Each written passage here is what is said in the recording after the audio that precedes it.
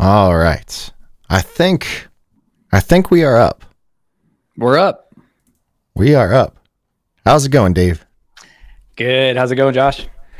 It's going pretty good. I was telling Dave, everyone beforehand. Um, I try to like set everything up and then like do some tests and stuff like that, and it never works the way I hope it does. But yeah, Dave reached out and let me help set this up to basically, long story short, I used to use Mux in a SaaS app that I was building at the time. Probably the second SaaS app that I built within Laravel.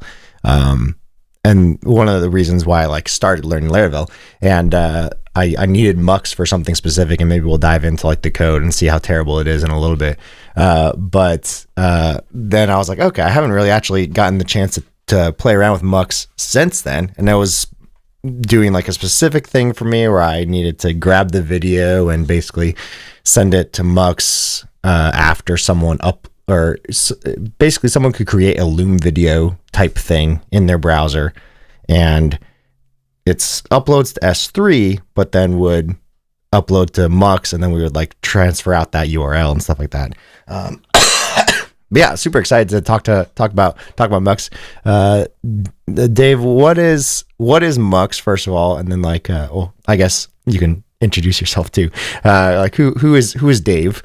And then I know that some people might know at least of your name and maybe like Twitter profile too from the PHP post you did a couple weeks ago. Yeah. Well, yeah. First, thanks for taking some time to chat. This is new territory for me. Truthfully, Laravel is, I've always kind of known that that's been going on in the background in some way. So it's not like completely unknown, but I just never really found the excuse to kind of go play around. And so I'm just super excited to actually dig in and have lately been starting to dig in a more serious use cases, which has been a lot of fun. So stoked to be here. Yeah, my name's Dave. I am the community lead over at Mux, where we do all things video, and that is kind of truly all encompassing from a technical perspective. I've been in video my entire life. It kind of started as like, I don't know, that like, skater boy that always carried the camera around in high school. From the production side, I was always just like making skate videos, and I never had the skill set to like, be in them. So I was the guy that always carried the camera around, and always just liked the way that you could tell story through video. So I started like the editing production side, and eventually made my way into programming after going to school for video production, Okay. graduating with a degree in video production. But I was putting together like a website to show the videos that I had made in college off on the internet. And this was days of yore. And I realized putting those websites together that I liked that kind of work better than I liked carrying around the heavy cameras and the heavy lights all day long and being on set for 12 or 15 hours a day. So I just kind of got all consumed by video, but in a different way. Now it was like, how can I show video on the internet? And this was kind of like, right around the time YouTube came out, and Vimeo was kind of like super, the place to put all of your online video.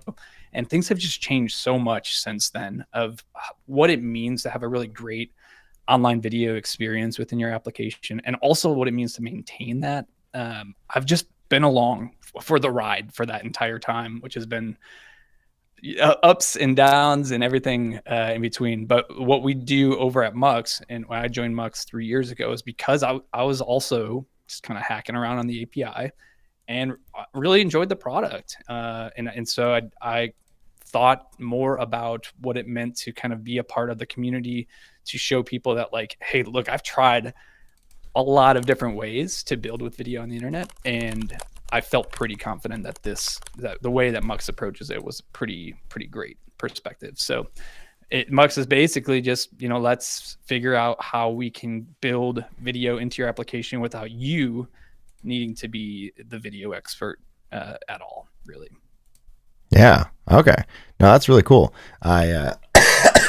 It's interesting that you have that kind of background in video, because I feel like that's kind of in a lot of ways my background, just on the other side of the camera. So I was more of like a did as many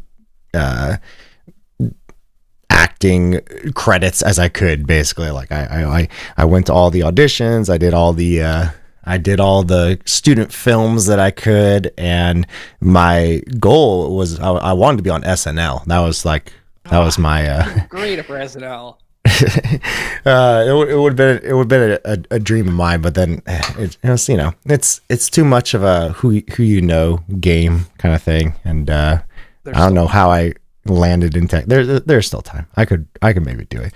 I still don't know where that fits in with tech just yet, in the sense, like, I know that there's probably some weird niche for,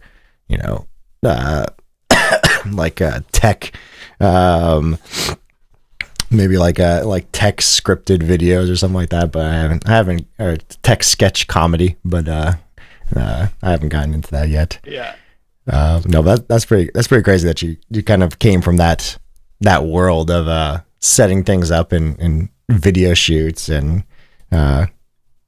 do you still do a lot of that like on the side, or no? It's not all really. hobby. I mean, I do still put video together. I had over the summer my son was born, and I had some parental leave, so my tasks were basically stay up late and keep a tiny human alive, and like find other stuff that I could only do with a baby strapped to my chest. So I was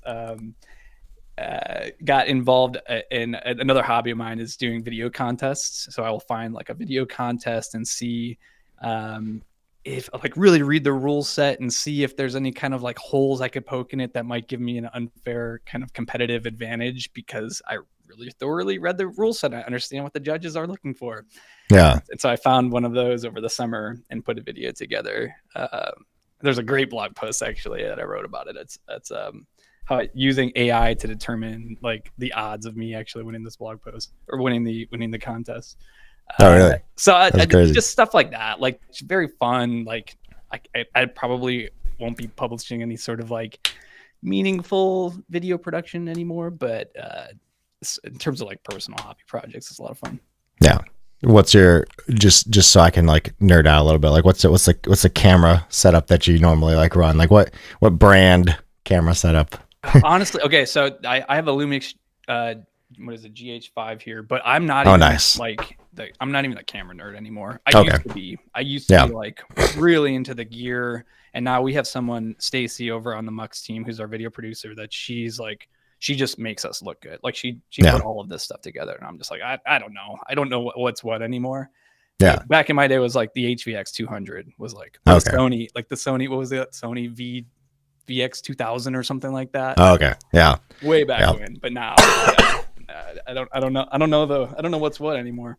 That makes sense. Yeah. I mean, I never was really big in like the action. I couldn't afford the really expensive stuff, but like, so the first camera I ever got, which is the one I'm actually using right now, is a Lumix G7. And I still use it. And if I was to upgrade, I'd probably get like some other Lumix, maybe like the S2X or something like that, like something real fancy. But like, yeah, I've just I like the Panasonic, other than the autofocus. But yeah. That's so yeah, you wrote PHP is the new JavaScript. Yes. 2 months ago. It's already been 2 months. It's pretty crazy. I know. It is wild. So this was kind of just like meandering through the fields of what PHP looks like as someone who hasn't been there in a while. Like I started my whole career, well, I guess like my programming side of career, in PHP. Just writing, as this blog post kind of goes through, procedural PHP, like write a .php file and run it on your local, well, I don't even know what computer I had then, but it wasn't a Mac, it was just whatever, and it would just run through the file and output, like I could echo stuff out and whatever. And it was like there, there were no serious apps that were going to come out of that Yeah. sort of approach. At least maybe during that time it was considered serious, but like as we see what our expectations are for, you know, applications in production today, that would never work. So Yeah. I kind of left that behind. You know, dabbled in some WordPress over the years as well, but yeah, you know, it was never anything for me that stuck. And I think it was like this blog post kind of goes through it, like the React model for me that really clicked for the kind of apps that I was working on at the time. It was like 2016 or something. And so, yeah, I just kind of like dove in there, like just kind of planted my flag as let's learn React in and out and kind of buy into that ecosystem. And there wasn't like a huge reason to hit frustration, or there wasn't like any point that I hit enough frustration or friction in working with React at the time that I had to go look elsewhere. So it was just like, I was just kind of like blissfully unaware or ignorant, I guess, of what was going on in PHP land. And it wasn't until this post came out right when the announcement for, was it like a Series A or something, like Laravel end up announcing the Series A. This was like, okay, so that kind of like went everywhere. That news went everywhere and kind of blew into the JavaScript ecosystem in a way. It's just like, you know, prominent tech news that's happening. And I'm just like, at that time, I don't know if I had hit a frustration or if I was just looking to write something, but I was like, what is going on? Like in PHP, what I recall is PHP, like over the 2 decades or whatever that I had been working in it. Yeah. And suddenly we're getting this huge investment into PHP. Like there's got to be something that I just wasn't aware of. And so it was like right at that moment, I was like, you know what? I'm gonna go through this. I'm gonna go. Or it's not gonna be a massive app, but like let's go through from scratch, build a Laravel app for somebody that knows nothing about Laravel. Yeah, so that's kind of what this post ended up kind of detailing. Yeah, I loved it because like one of the things, I actually made a video kind of reading through it and sharing some thoughts. But one of the things that it always interests me here, seeing like people's first thoughts. That's kind of like where my passion kind of comes into, of like people's first interactions with Laravel. And one of the reasons why, you know, I think I love being on the Laravel team itself is because then I have like this, I don't know, almost a goal or insight to be able to say, okay, I don't want to forget like what it looks like to come into Laravel from like the ground up kind of thing of like what's the first thing you get into. And because that's one of the things that I experienced and also loved about Laravel was like those first couple of code, that first couple of those apps that I wrote kind of thing, and what it felt like for that. So it was interesting to read your thoughts of like, okay, what was the first thing you turned to? And, you know, using AI was one of those that I think you kind of mentioned here is like, okay, it was cool to like have everything still work because it was, there's usually like one path forward for that. So that was always interesting to me.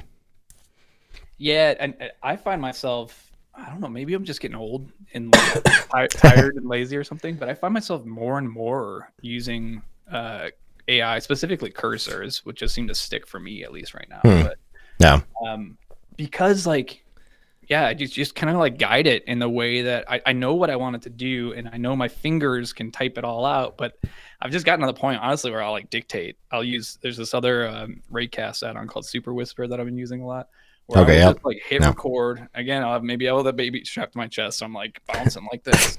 And I'm just going, you know, dictating like, hey, you know, I need to scaffold out a view and a model for this, and like, let's go, you know, describe the whole thing, and it'll just kind of like, it'll just run its course. And so like, I think where a lot of people get confused, or like where I see mix up with the AI ecosystem, is that people get frustrated, like, yeah, this is slop, like this is putting out code that's no good. But what I've found, at least with dictation, is that it forces me to kind of like offer a complete thought. Like I have to speak it out, and so it knows the whole scope, and I kind of like scope down, you know, everything that it's to work on, and my results have been really good. Like I don't know if it's just unique or something, but it's been super helpful for like actually moving things forward You know, and it helps to like have, I think, the framework that you've worked within like kind of committed to memory too. So just kind of like talk it out. It's been, to me, that's been a really great approach.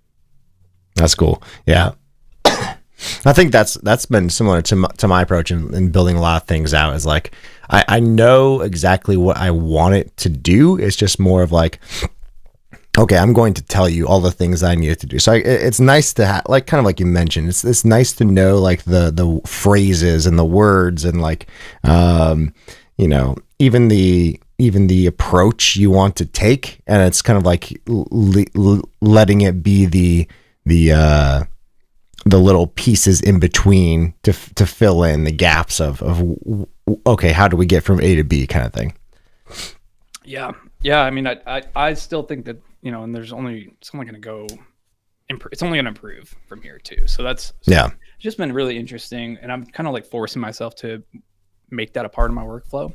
And I'll be honest, like there are still times where I will, you know, ask it to kind of do something or build something out. Like in this blog post, you know, it was rewrite this blade view, which like I don't even know if I'm saying that right now, but there was nothing I knew about that at all, and I was just like, build this out to do this thing, and it will offer a solution that kind of will go through things I didn't even consider, and it's like and even now, like outside of the Laravel, going through a suggestion and seeing what it's offering, like, oh yeah, I would have had to do that, and maybe I would have gotten there eventually, but like that's been really interesting to kind of see. Yeah. Sweet. Why don't we like dive in? Well, how about this? What do you think would be if I pulled up the code that I used to use Mux like 2 years ago? Maybe we like take a look through that, and I can just like we can like I don't think I could get it like the app actually working or whatever, but maybe we could like pull through the code and then we can create a new app from scratch and go that way. Yeah, I'm pumped to see what you were working on before. Yeah, let's see. Pull open my terminal real quick.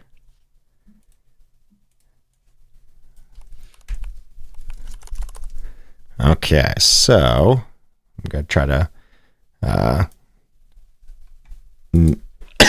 not hide as much stuff as possible. So I think it was. I don't know if do I have it actually? Okay, so I do. And this is probably up to date. So let's pull this open. So this was like an app I had built way back when. Yeah, so it looks like this is the up to date version of this. Let's see if I can see where the actual piece happened. App actions. Trying to think of video upload control. This is probably one of it. Let's see. It's going to show a bunch of red because I don't have anything downloaded. But okay, process video. Let's jump into that. Yeah, there we go. So we have a Mux token ID, Mux secret. Did you give that a bump up in font size? I got my old man eyes over here. Good. How's that? There we go. So basically what I did in this application was you kind of had this almost like a screen recorder app. And so you could record your screen, you could record a video. I basically took it from someone else who was much smarter than I am, and they had like open sourced a bunch of this stuff. So I was like, okay, you could use Chrome's media browser to basically record your own video, audio, screen, and it was like this neatly thing. But when I finished it, because I was using Laravel Vapor, which is the S3 or basically like AWS serverless version hosting of Laravel, I needed to publish that to S3 or upload it directly to S3. I probably could have uploaded it directly to Mux somehow. I think like it was in a weird format. but I probably could have uploaded to Mux. But what I ended up doing was like I uploaded it to S3, and then as soon as it was uploaded to S3, I kicked off this conversion process to upload it to Mux, and then replace it on the site. So I think, yeah, got the video URL, and then it created this new asset request in Mux with the video URL. And then after creating the new asset, looks like I just got back a ID, and then I had this playback ID of an m3.u8 file. For those who, like me, don't know what this means, can you tell me what an m3u8 file means? Yes. Well, yeah. First of all, going through your code, like this might still work. I don't know. You might be able to run this and have it work. You can skip. I mean, some folks will upload to a different file store and then import it into Mux. Okay.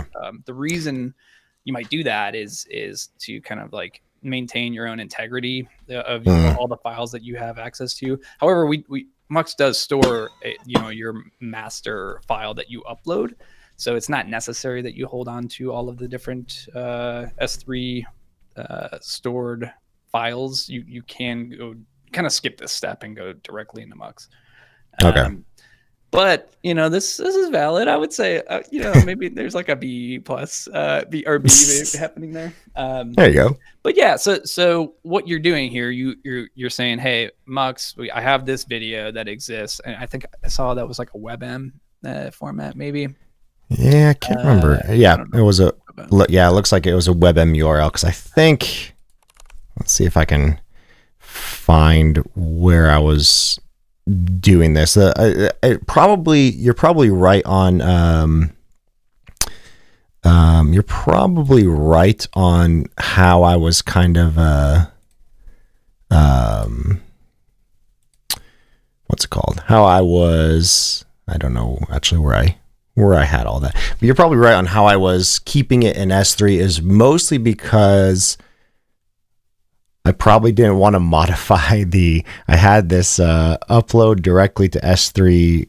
There's this widget basically within Laravel Vapor that it'll do all the hard work for me. I probably didn't want to figure out the way to modify that. And again, I think that's fine. Like you kind of have duplicates happening there, but some of the reasons you might just go directly to Mux is to cut out the middle layer that doesn't really need to exist, kind of acting like a proxy right now when you could just go directly. Okay. Which just kind of simplifies things, but it also would depends how much you care about your time to publish. If you skip that middle layer and go directly into Mux from the client, there are different ways that you can handle this, but it's possible from Media Recorder to also stream up into a direct upload. So there's possible or a possibility that your assets would be available much quicker if you kind of cut out the middle ground. So it depends if that matters to you, how quickly the final playback rendition is ready to go. Okay, that makes sense. But anyhow, like this is valid. This looks good. And you mentioned about the M3U8. So this is kind of where like video in general is kind of like deceivingly tricky. When you take a video on your iPhone, like you expect that you can just like, after you're done, you just like click the button and it plays the video back. And there's no problem, right? It's just video is just like a photo. Like you just watch it. Like, what do you mean? What is so hard about that? And what it gets tricky really is delivery over the internet. Okay. And the reason why it gets so hard is because video's pretty big file size. There's a lot of data that's included in video, so we have to figure out ways to kind of compress that data effectively and deliver it effectively without degrading the quality. Like nobody wants to watch these potato videos that we're used to seeing 15 years ago. So it's got to be good quality. It needs to be consistent so that you're not experiencing all of these different like buffering and loading errors and waiting for things to kind of come through. And so that's where it really starts to get tricky. Like when you play back a video that's locally stored on your laptop or your iPhone, there's no issues with any of that. But then when it comes to actually delivery over the internet, well, I mean, it gets a lot more complicated. And so what M3U8 does is kind of transcode or change the way that video is delivered from being like on your local device. It would be just play back the file and kind of deliver the bytes from the file, load up the file and deliver it. But the M3U8 is instead, it's a manifest. It's an HLS. And what it will do is kind of like chunk your video into, it delivers a manifest that shows the chunks that are available for your video. So kind of like break up your video into, I think about like little micro videos that are all kind of contained within that main video. And the reason this helps is that it'll allow your player to kind of progressively download and play back the renditions of the video as the player kind of goes through the connection and the bandwidth that's available. It also will allow you to kind of switch between different renditions. So instead of having just like that one file, the WebM or the MP4, when you upload it to a service like Mux, it will create multiple renditions, high quality renditions or lower quality renditions. And then on the client side, when you go to try to play back that video, it will, depending on your network conditions, your player is smart enough to have the ability to kind of switch between the different renditions that are available, so that you can have a really good quality of experience when you're watching the video. Even if you're like, I don't know, you're in the car and you drive through a tunnel, like what happens then? Do we lose service? Well, there's potential for you to kind of switch to a lower quality rendition that will still allow you to kind of continue to play back the video. So there's a lot of complexity that's kind of encapsulated within that M3U8 file system. Okay, that makes sense. Yeah, I think that was basically what I was loved with using Mux, like for this particular app, was like, okay, I already need the process to like have the client upload this, but by the time anyone was watching this video, I didn't need it like right then and there. And so it was nice to be able to say, okay, now in the background, because I actually was running, looks like I was running this as a background job. In the background, I just can grab that or push this into Mux and then have it be available, or basically like say, okay, once that is available, replace the old video URL. And so now all these new feeds basically had this new playback Mux URL. So Mux can be able to kind of host all the video, but then also like stream and play it back too. So it's kind of like this twofold. Yeah, and this is where it's to me particularly interesting. Like the idea of encoding video to be playable, with HLS in the browser. It's not a new idea. It's been around for a while, and it's a tricky process, but like developers are smart. Like you can figure that out, but the part where it starts to actually get tricky, like that is a little tricky to do that. But the part where it starts to really get a little overwhelming is everything that follows, like the playback experience, the integration into applications, the time to publish. Like that's a really important one for different use cases. Like for this one, maybe it didn't matter as much, but like imagine you want to upload a video to Twitter or X, and it took like a really long time to actually transcode and process that. Well, like that's a frustrating end user experience, right? So like when you are offering a product that other people are also going to be using, and that you are now like committing to the experience that worked for you, but might not actually work for them, like might be frustrating for an end user to have to wait for their video to be available and share it. Like you're now kind of buying into their time, right? Like their day. Okay. And analytics, like that's another part of like understanding how people are watching your videos. And what kind of experience are they having? Have they run into any sort of issues with a particular asset? Like there's a whole observability layer that gets really complicated.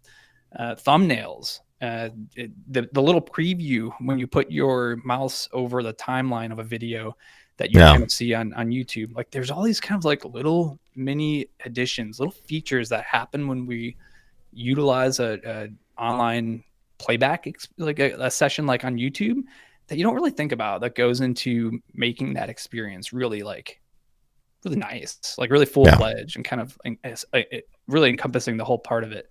So that's what Mux tries to abstract away.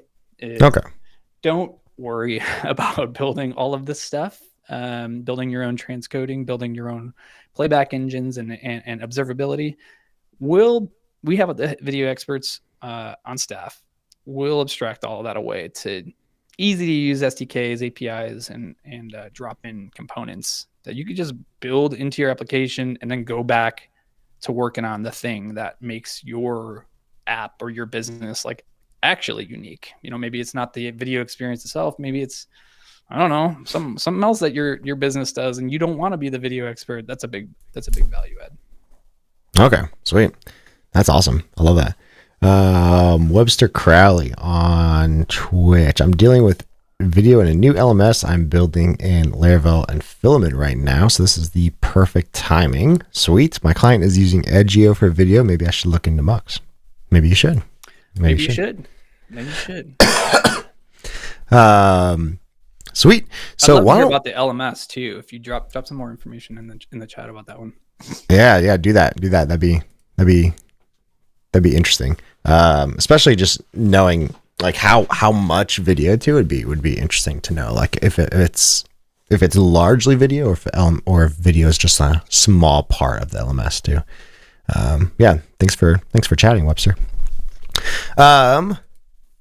Sweet. Why don't we build some? One thing I'm curious about is the actually like getting videos into Mux. So like I know that you probably can do it.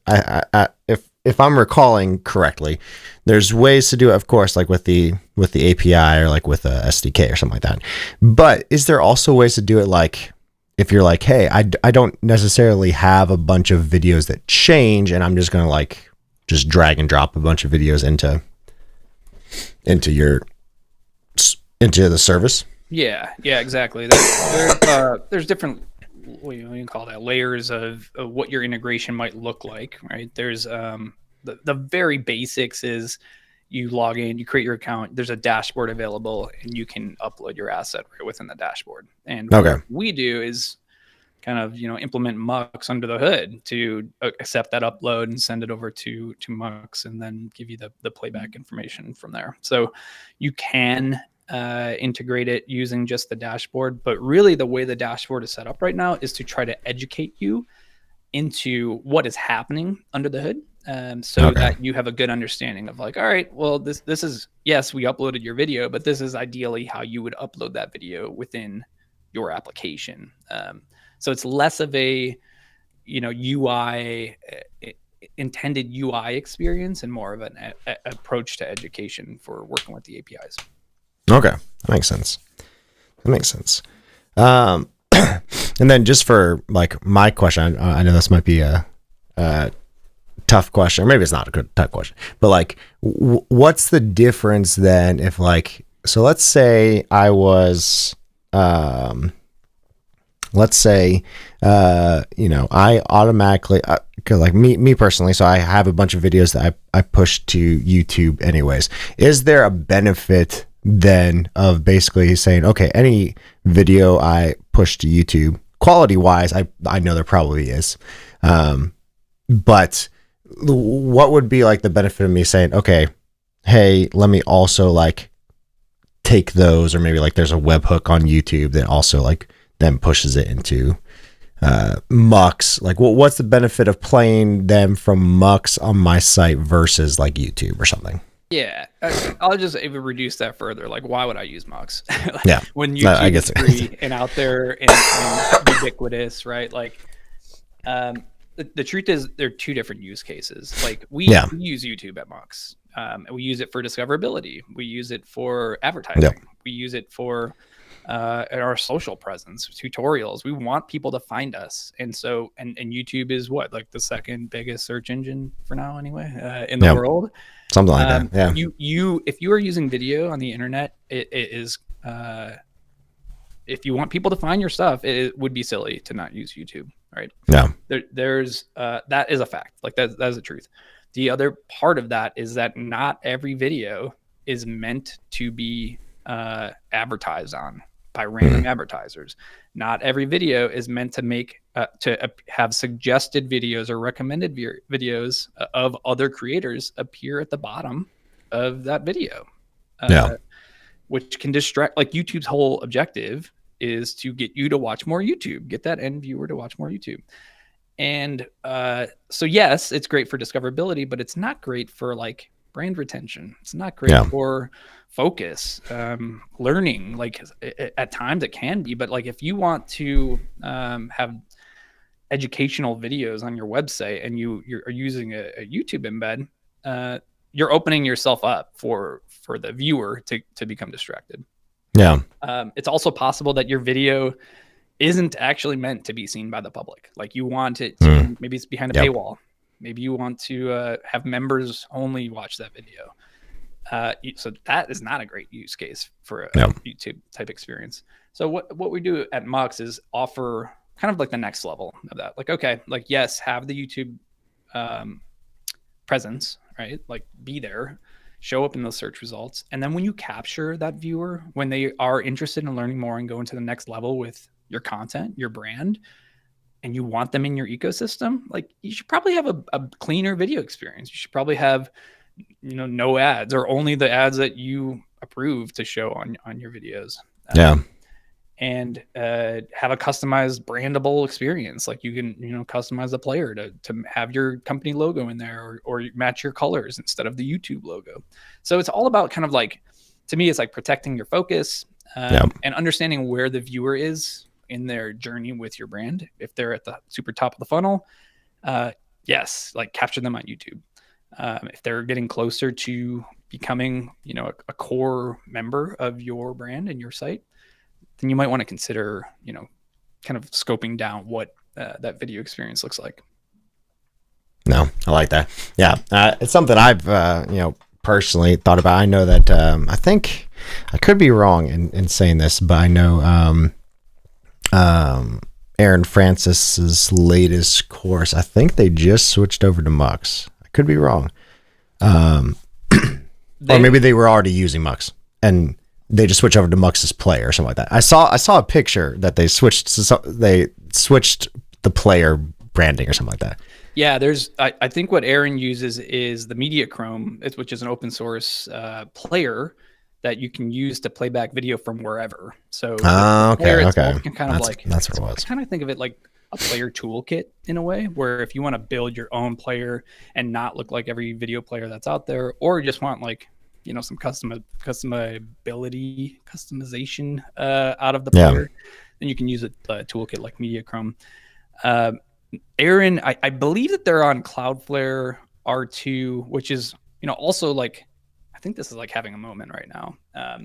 A valid approach to delivering your video. But the way that I think about it is like, it's kind of like driving a manual vehicle versus a stick shift versus an automatic, where like if you take on the responsibility of building out all of your video infrastructure, it's not that I don't think you can do it or like one can do it. I think it's possible. Yeah. But now you are the one that's in charge of that. Like you have to understand how that all works. And if your manual transmission breaks down, like there's less and less people out there that can help you. You know what I mean? So like there's a reason why people started switching to these, automatic, maybe this isn't the perfect analogy, but like an automatic car, you just don't think about it. Like it just kind of runs. And if it's got an issue, you take it into service, and people have worked on these cars for forever. And, that service, I guess, being, I don't know the analogies, but it's in there that like you could roll your own solution, but now like prepare for that to become a core responsibility for you for the maintenance and the upkeep. That's kind of how I think about it. Yeah, No, that makes sense. That makes perfect sense. Yeah. Yeah, because I've been thinking through of what I'm thinking through of like what a kind of more private course looks like on my end of me kind of building that out. And I think one of the things that you're talking about is like, okay, like I'm not going to host that on YouTube. If it's going to be paid, it's going to be something like that. But then also like, so it's behind a paywall, but then also like I would want it to be, accessible to people who are like watching, okay, I'm on my TV watching in 4K, but I also need to be able to be on the phone for people who are just, scrolling, or wanting to like watch the course from there while they have time in their work there, something like that. So like the playback piece is always probably more interesting to me than even like the storage piece in a lot of ways too. Yeah. Webster Crowley said about the LMS, I'm rebuilding an old learning platform that's on a 15-plus-year-old custom PHP LMS. Picked Laravel for the new platform. It's for medical education, 190 video chapters using DRM for IP protection, but that is a huge problem for the client, IP theft. Also has quizzes, exams, etc. We plan to add more community features to help combat piracy. Oh my goodness. You got yourself involved in a project. That's what I was just gonna say. That is a monster right there. Yeah. I wouldn't know where to start. Yeah, that one I'd probably break down into small chunks, even from like where to begin type of conversation. But one thing that you mentioned just now was a core. Like what kind of course are you talking about that you were working on? Oh yeah, I've had these plans for a while, but like I'm wanting to do a kind of like the first paid course that I've ever put out. Nice. And it'd be private. It'd be paid, of course. And so it's one of those things I'm not gonna publish at least all of it on YouTube, kind of thing. And so, yeah, I think the playback piece is a lot more interesting to me in a lot of ways than even the hosting in some ways. Yeah. One thing that we actually just announced this week, actually go to the mux.com/blog, is specifically for people maybe like you. I didn't ask what kind of content this is, but it's that top post right there. Yesterday, did I post that yesterday? Man, time goes slow. Time flies at the same time. It credits. So we have this new initiative for folks that are doing developer education. Okay. Where if basically what we want to do is enable folks like you, if I'm assuming it's developer education that you're talking about.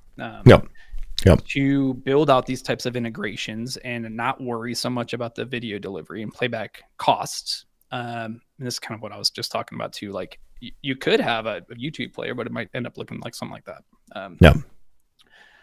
So anyway, this program, the intention of it is, hey, let's do tradesies. Like you put a Mux badge somewhere on your page, near the player, maybe on your footer, something like that. Anywhere that there's a playback happening with Mux under the hood. And in return, we will cover your bill. And that is good for basically all technical education, whether that's videos that appear on docs websites, or if it's a video course that's teaching developers how something works, or maybe a technical blog.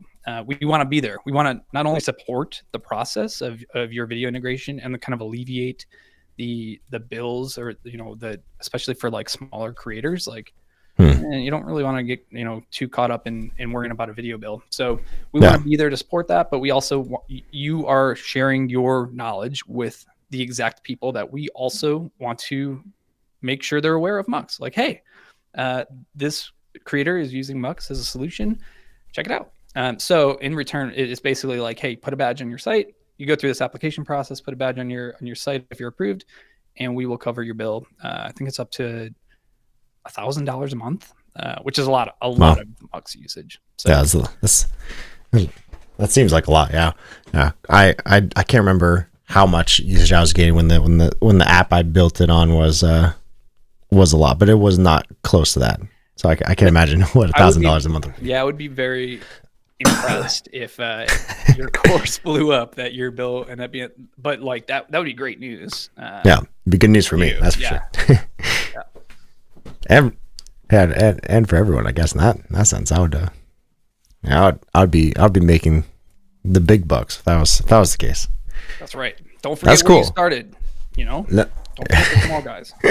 No, this is really cool. Yeah, I just saved that. But yeah, if anyone else is in the chat and want to check this out, mux.com/blog, powered by Mux. That's really cool. I like that. I like that initiative too, because I think there's a lot of times when it's one of those things where, like, especially in the content creation world, where those first couple steps, you don't really know where to turn. So you're either doing it all custom, and you might be working too hard in a lot of ways if you're doing it all custom, or you end up maybe, in a lot of ways kind of footing the bill, and all of a sudden maybe it doesn't do as well as you hoped it would, and then you're kind of between a rock and a hard place. Yeah, it's a tough spot to be as a creator, or even just like as a startup, that like doesn't really know, especially if video isn't like your core offering. You don't really know what the value add is yet. Like maybe you're trying to figure out how to align it with your business model, whatever. It's a tough spot to be in, but we're always trying to think of different ways to kind of be compatible with that scenario, so that you don't end up, again, this kind of goes back to like rolling your own infrastructure. Like you don't end up being the person responsible or finding yourself in a hairy situation because you thought, I'll roll it my own and save some costs. And now suddenly, like, you've created a rat's nest, and it's going to be tough to get out of that. So, yeah. That's crazy. Webster Crowley, my client pays $50K a year on video hosting. So that's a good deal for dev content. That's a lot of money for video hosting. But it makes sense. Yeah. Especially video, for that. I mean, that's the other part. Is like video is just inherently expensive. Like the way that the amount of data that gets transferred, especially as like a live stream, like fan out type of live stream, there's so much information that's crossing the interwebs that it really, at its scale, it starts to get expensive, and it really only makes sense true scale for like these big players that have different, like a type of YouTube that have different ways to kind of monetize it. So if you can figure out how the video there is a value add for sure. Like retention is proven that like your retention across the product is better with video added to the product. So if you have those ways that you can kind of align your objectives with having video at scale in your application, then that's super helpful to kind of like offset that cost.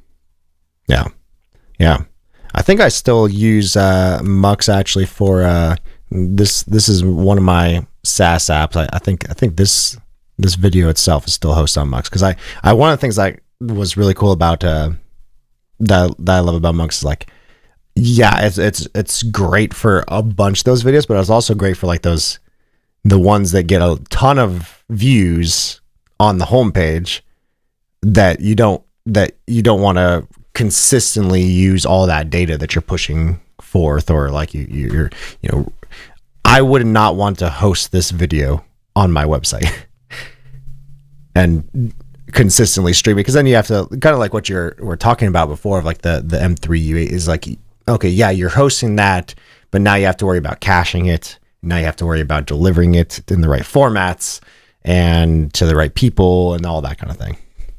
Yeah, and I mean, I mentioned this too, but like, and it just becomes a priority when it probably shouldn't be a priority. Like it seems like for this app right there, what was that? Like, your priority is automated security reviews. It's not like video pipelines. You know what I mean? And figuring it out on your own. Like again, we're all smart people. Like I don't think that it's impossible, but I do think it's kind of like saying yes to something, like when you're making plans and then you realize the plans are coming up and you're like, man, why did I say yes to that? Like I'm overcommitted. And I wish I could be whatever, working on something else. It's a kind of a precarious situation. So, and there it is. Mux player. There we go. At least Mux player. I'm pretty sure I just grabbed the ID. Yeah. Playback ID. Yeah. Yeah. It looks right.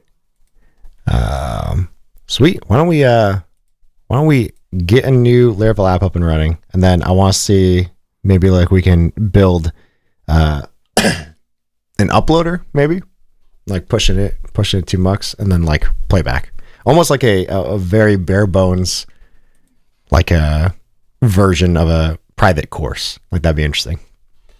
Yeah. We'll see what we can come up with. Sweet. Let's start from scratch. So I have this kind of like starter kit that I use. So we'll call this Mux Stream. There we go. What a name. Mux Stream. Install everything. This is the first time I've gotten to use my my starter kit on a stream before. What is this? What's all included in this? This is we'll run through. I'll advertise a little bit. This is a starter kit. I basically was doing so many demos on so many like videos or just stuff like that where it was like, hey, I needed something that was like in the format I wanted so that I could just run something and have authentication and all the things I normally would have with the Laravel app, but also design the way I wanted. So there's this new Laravel Livewire, which is my personal flavor of Laravel that I like, called Flux, which is basically like a paid UI dev kit for Livewire. Looks super nice. It's basically like performant and like also like well designed in a lot of ways. And so I basically put together this starter kit to have all of like my opinions all in one file. And when I started, I created this like install script that basically like installs everything. So I only have to run 2 commands, cloning it, and then a bash install script to do all of the installation. And then I can just run composer run dev and get everything kind of up and running. So that way I have everything ready to go. So now I have like authentication ready, and the actual code is exactly how we'll do it in Cursor, since you were using Cursor before. We'll do it in Cursor as well. Damn, Cursor stand. The only thing I dislike about Cursor right now is all of my custom stuff broke. So it still looks okay, but like it's not the same as my VS Code setup. Yeah, that's fair. I mean, I'm not the gear guy anymore. I'm probably not the IDE guy anymore either. Just very basic. Show up, get the work done, go home. The thing I love about Cursor is whenever I'm in like chat or composer mode, I can do docs. That is my favorite part about Cursor. So being able to like add a new doc for Mux is perfect. Well, I'm going to do that right now, actually. That way I know docs. I'd actually be interested to see how this goes, because I haven't tried the Mux docs within Cursor yet. Name of Mux is already taken. Interesting. Did I already have Mux? Interesting. I might have used it for before. Awesome. So let's first maybe get started with like any kind of SDKs. Yeah, definitely a good place to start for the API interactions. So we do have a PHP SDK available. I think if you just search like Mux PHP SDK, that should take you to the GitHub repository. Sweet. Now I mentioned this at the beginning of the stream, but like I haven't written a ton of PHP in a while. Yeah. But I played with this a little bit over the past couple of days, and it seems pretty intuitive here. What I'm trying to say is like things like Composer aren't native language for me, but I believe that's like similar to like an npm situation, npm install, just like a package manager in general. So the package name for this is Mux Inc. Yeah, there you go at the top. We should be able to do Composer required then there too. So if I do this, I should just automatically pull it in.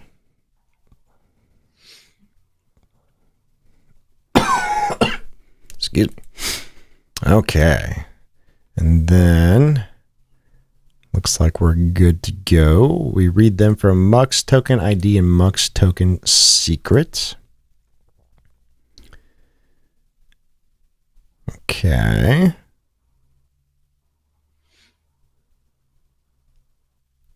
Yeah, so like high level thinking I'm also curious if anyone, since Laravel Mux package, I'm curious if anyone is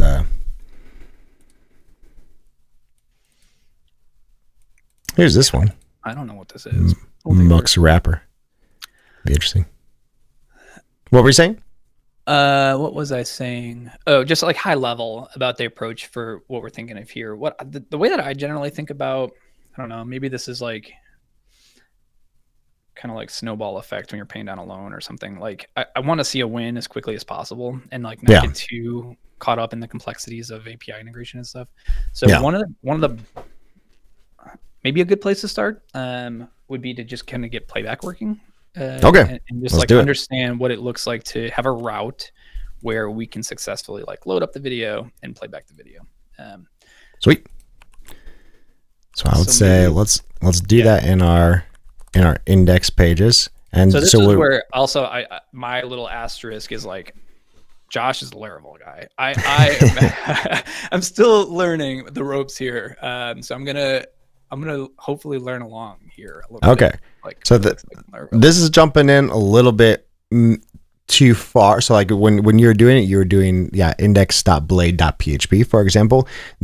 My starter kit and my kind of like personal flavor of Laravel that I like, at least right now, is something called Folio and Volt, which is basically just saying it's a single file component. So I can write PHP logic up here, and and all of this is basically just like the view file. But then also, if we were to go into our routes, so a quick little tangent for everyone watching, it's empty because it's basically just in this views pages folder. So it's page-based routing in a lot of ways, where now if I was to create a new file, then called this about.blade.php, and I'm just going to copy this here. But now, if I was to say we are on the about page, now if I was to go back, and we have to sign up for an account first, but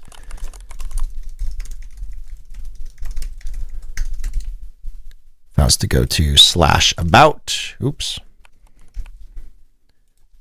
/about, now we have this about page ready to go for us.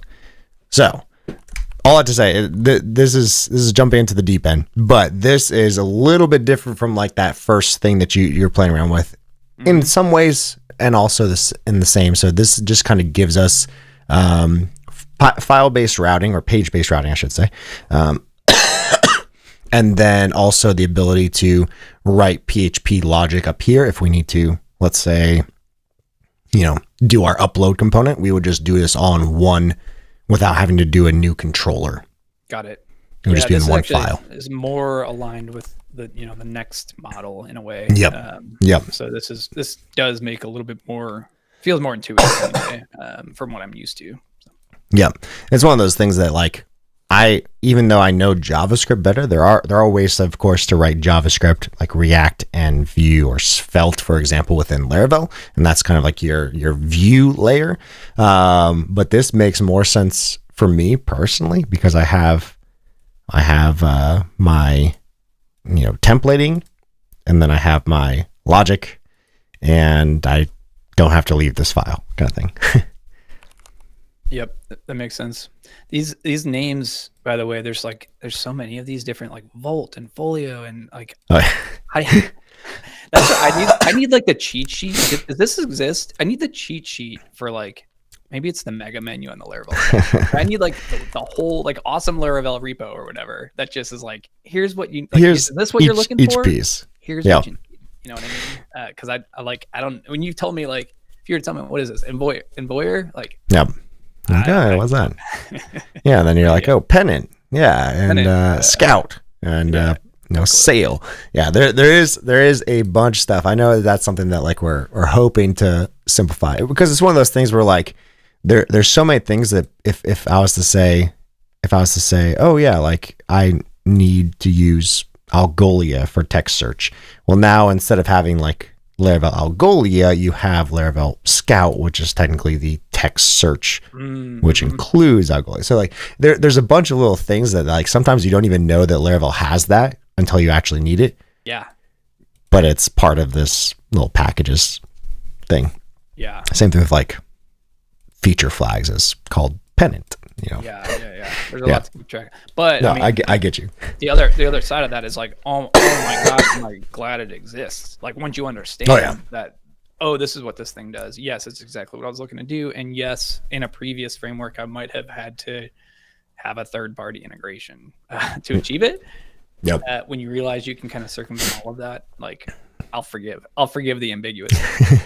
Yeah, where it's pretty crazy how like everything that I've done just for that starter kit, other than this component Livewire kit, which is paid, is a first party kind of integration. So like all of like authentication, everything like that. Like that was one of the biggest reasons what got me into Laravel. It's so nice. Like, and I truly mean this as somebody. This is somebody coming from somebody like relatively new again to the Laravel ecosystem. Is that one of these example apps that I'll share in the next couple of weeks that I'm working on has some complex requirements, and just knowing how I would have approached that and tackled that in another framework versus how I'm approaching it in Laravel. I'm learning a lot along the way about like the packages names and how to use them and whatnot. But the fact that again they're like first party supported is like so huge and such a like weight off of my brain and my shoulders. Oh yeah, yep. That's me. Literally every day, I'm like, okay, I know exactly how to do that because there's just a package for it. Probably.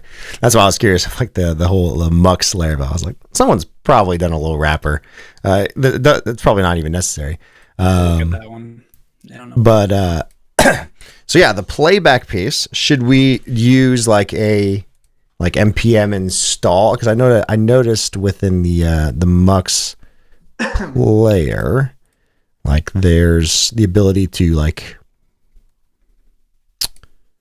have this HTML element. That's this Mux player. Is that the best way to go for it? Yeah, I mean, again, it's kind of like not knowing the approach in the front end in Laravel land, but that's what my intuition would say is like go with that route. You can also do the hosted version if that's like just an easier drop in. But yeah, I'm interested to see what happens here just with the way Laravel works with JavaScript packages, but PHP backend, whatnot. Yeah, so within this specific starter kit, and I think every Laravel starter kit now, recently, like in the last couple of releases, it has Vite installed for every starter kit. So we should be good to go there. We just now use this Mux player. And now we don't even have to use this hosted. We should just be able to grab this. That's right. Yeah. So do you need to import? Probably have to import that somewhere. Maybe it's automatically required in somewhere. That might be. I'm curious of like. Okay, let's try it. We'll see if it works. Playground. Nope. Okay, I probably do have to. Yeah, so my Import guess is like it. whatever your root, app.js or whatever that would be named in Laravel land, Mhm. just do an import of the Mux /Mux player package. And then once that's included in your bundle, we should be in good shape. Mux player element. Should be good to go. There we go. There we go. Sweet. Cool. I mean, easy enough, right? Like That's nice. You want to. There's. Hey there, Ed. Ed. Miss you, buddy. I love that he's the example that you copied. Example. Ed is one of my first. Oh, that's awesome. But yeah, so like, okay, and embedding a video. Okay, Yeah. with YouTube, you would copy an embed code and paste it. Like, okay, Vimeo, same thing. So it's not super impressive, but like, what we're doing here is like, under the hood is pretty Pretty impressive. That's happening. That's not your concern, which is great. Yeah, that's what we want here. Because we just grab this playback ID. That's really the only thing that we're telling Mux player to focus on. Yeah. There's that. There's also like, you see these little metadata tags as well that are on that player. So these are like custom. These are associated with the Mux data product.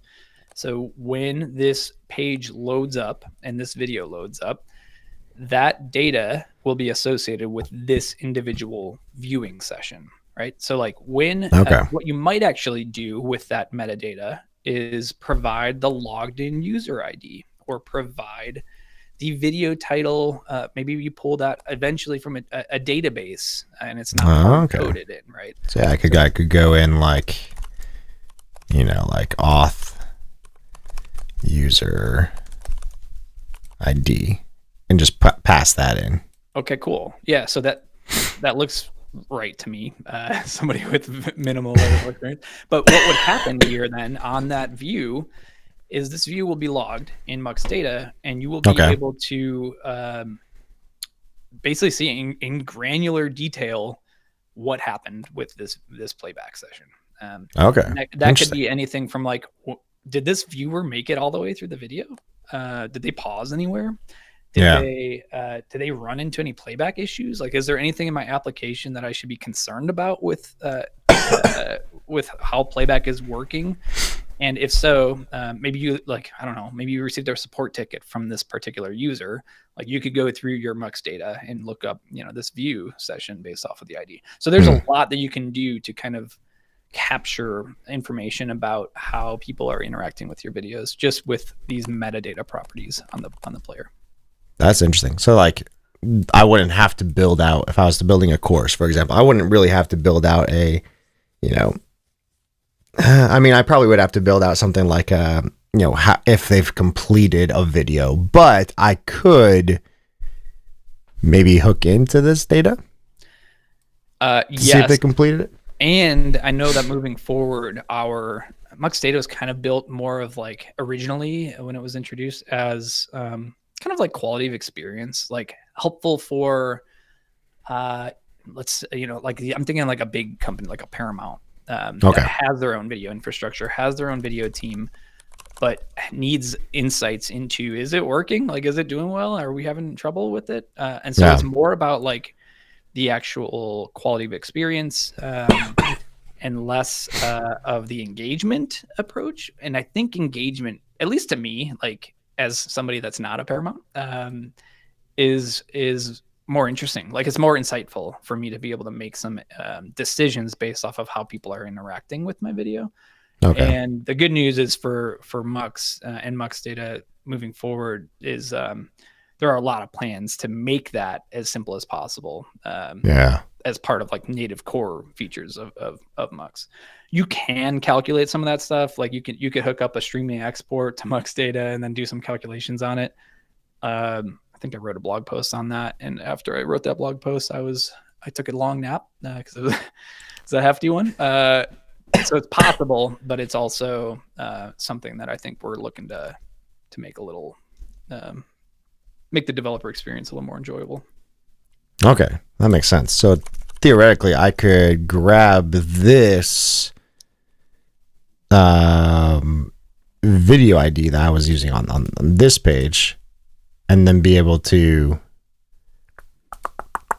playback ID, and then just be able to like pop it into this code here with video title of, what would you use the video title for? If would you change this out with the user as well, or that more of like This would be your more own like, purpose?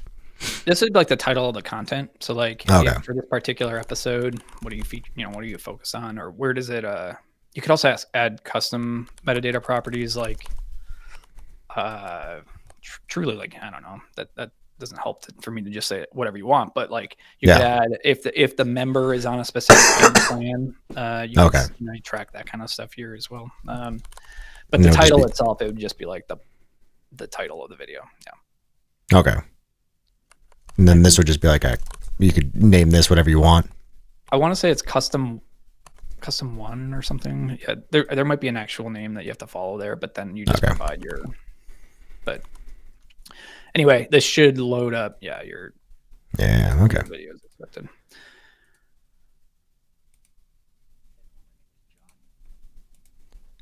And then technically, trying to see if I logged into what I think this is hosted on, because I'm curious if I can see the metrics that I can like pull over onto the screen. Yeah. See if you can track it down. Might be the wrong one.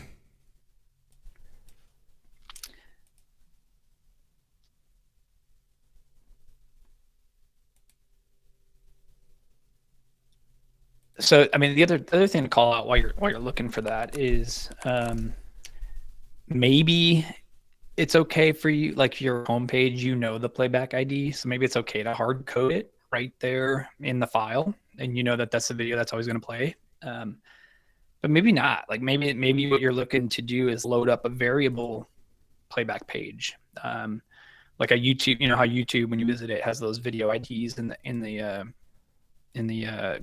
address bar. So you'd be able to basically hit your Laravel database and kind of get the information required about that video. Okay. To be able to kind of propagate that Mux layer or dynamically rather than just hard coded in there. Okay, that makes sense.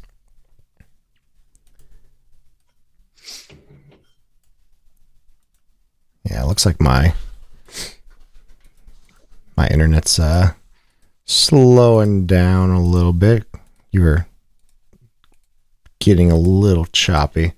Okay, so for the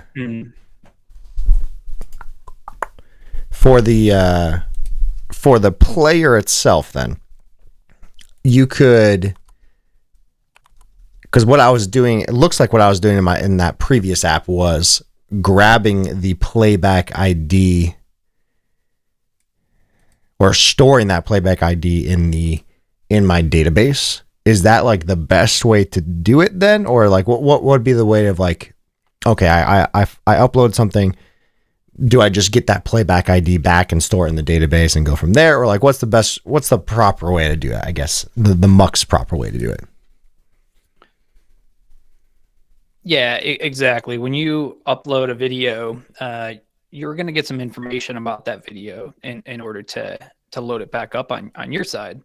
And that includes the playback ID. So that's a main component that you're going to want to store in your database is associated with that particular, maybe your particular user or that particular video, to be able to load up that video and then play it back. You could also, just for like simplicity, you could just like, if you know the playback ID, throw it into the URL, and then attempt to load that video the playback ID that's given in the URL. And if it doesn't work, 404 or whatever, kind of like gracefully handle that.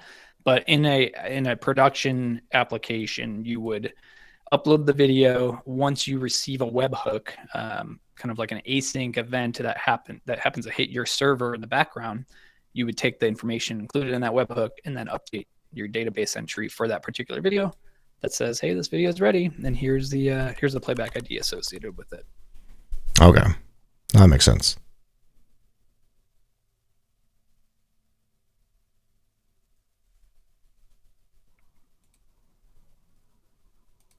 How am I doing on internet land? Is it me or is it you? Okay. I'm trying to think. It looks like it might be me because I'm trying to visit different websites and it's just crapping out on me for some reason. Like I'm trying to go to go. Yeah, I can still hear you, which should mean it's really weird. Like refresh this.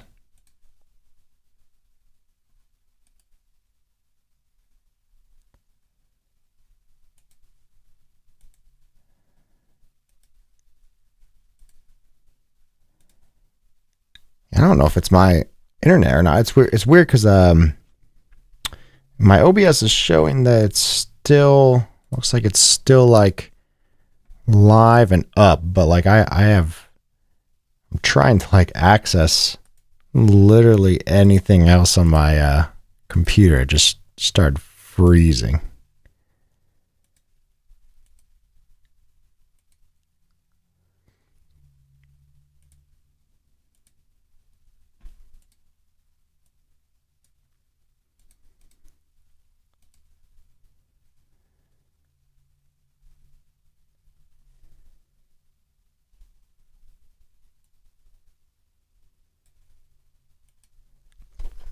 Hey Webster Crowley, seemed fine on Twitch. Hasn't even buffered once for you. That's good news.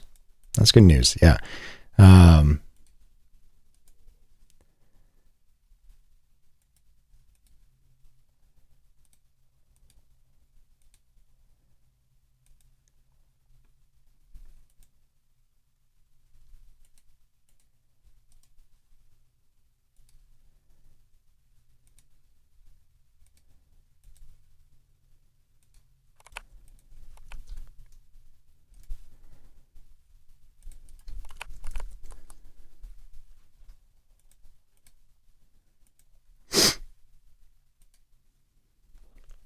We'll see if we can get Dave back real quick.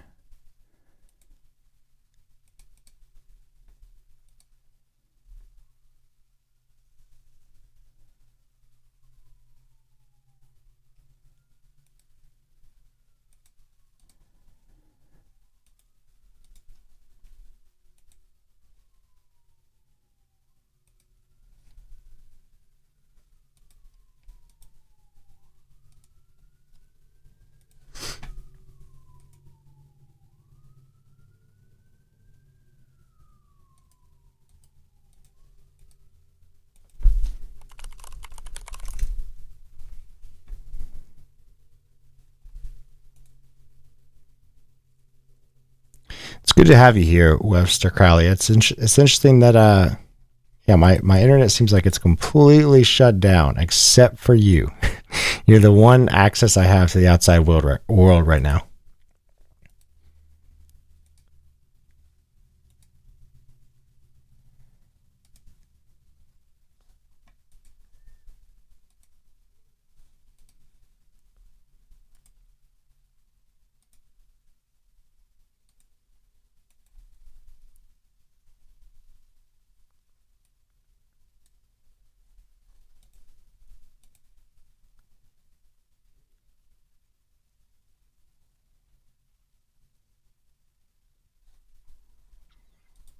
Okay. Wait. Hello. I think we might be back. Check, check, check, check, check.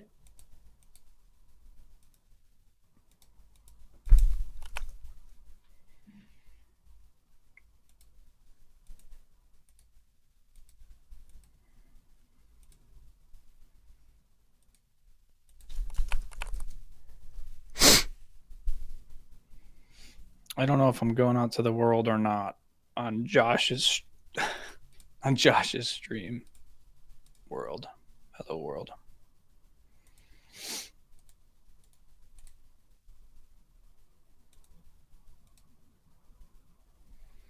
Okay. I think we're back. Hello? Hello. I can hear you now. Can you hear me? Okay, can you hear me? Hey, hello. There we go. I think we're back. I just did like a hard reset of my internet just really quick. And I think it reset things. We're So back. whatever was happening, it works now. I don't see your video, but I do see a screen. Okay. Sweet. We are good then. I think we're good. Yeah. Okay. Sweet. Okay, after that little hiccup, thank you everyone for still being here. Dave is back. I can hear you. Thank you, Webster Crowley. You are the one saving grace of like everything seemed to be working. Twitch didn't tell me it was down. Like I dropped frames now just because I reset the internet real quick. So crazy. Okay.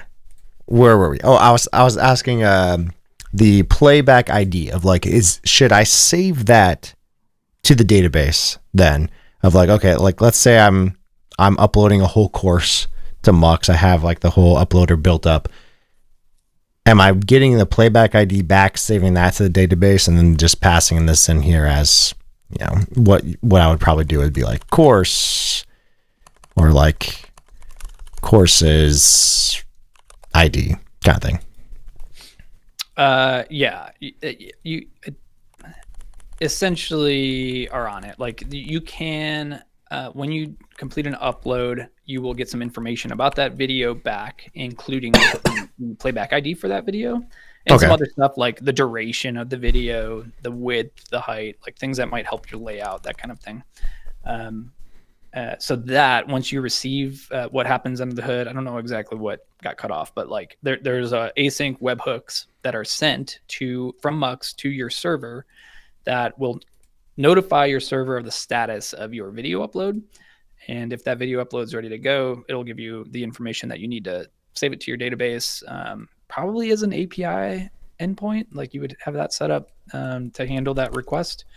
And then you're good to go. So when you would visit a URL that would know which video that you're trying to load up based off of, maybe it's like a episode in a course or a lesson within a course or whatever. Okay. You would associate the video with that. Then you could pull it that way from the database.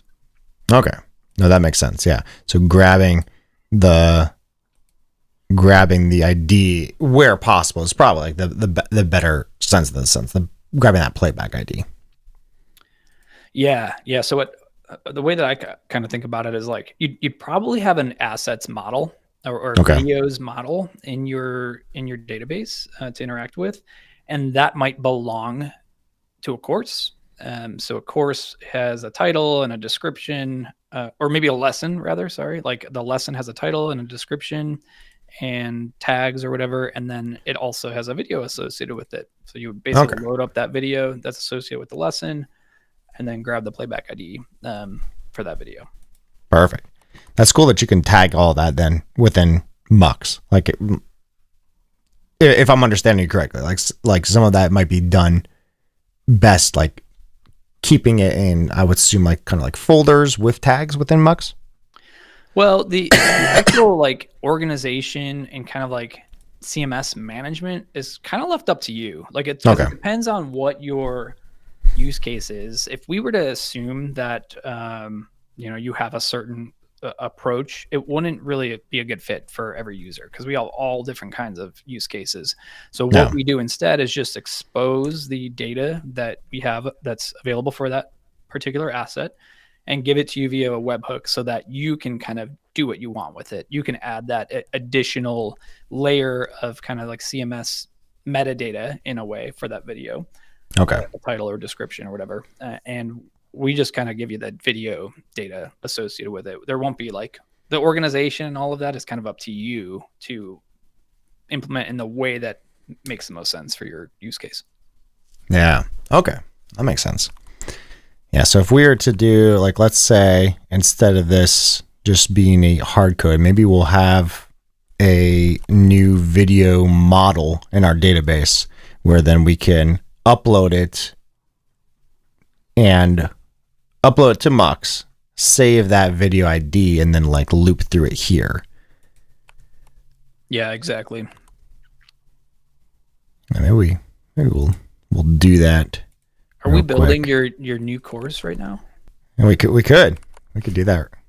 Enable your what's the topic of the course that you want to make? It's going to be called From JavaScript to Laravel, JS to Laravel. So if we did like a PHP artisan make model, we'll call this video, create a new migration for it.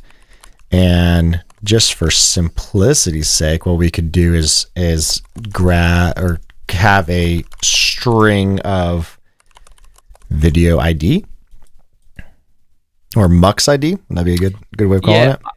I like to be really explicit about what, because there are a lot of different IDs over on Mux too. There's IDs for all kinds of different things. But I would just say playback ID for sure. Mux playback ID. Perfect.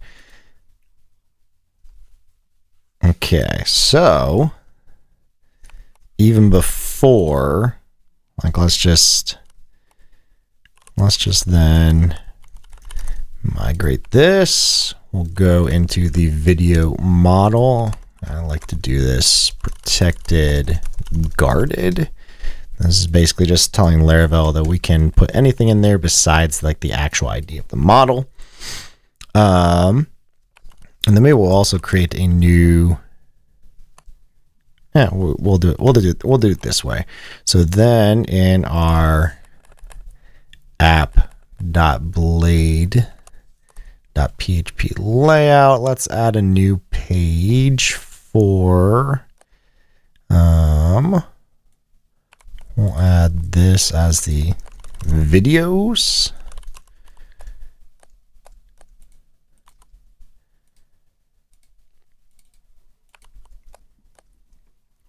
And then create a new videos.blade.php.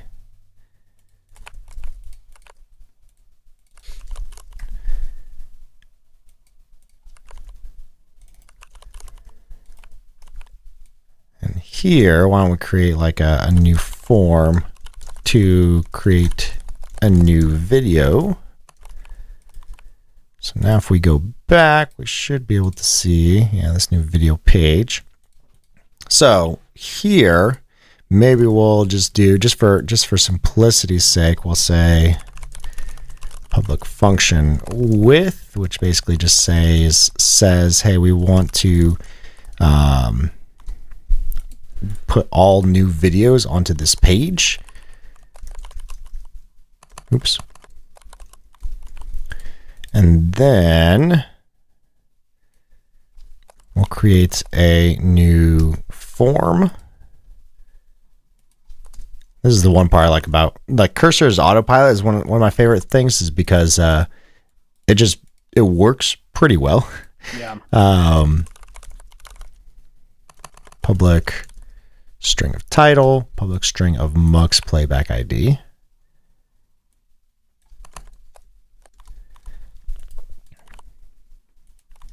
Okay.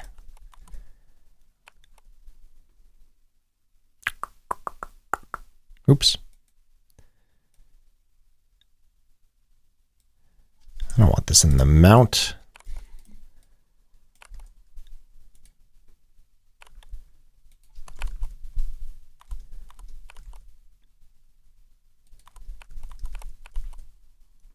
What am I doing wrong?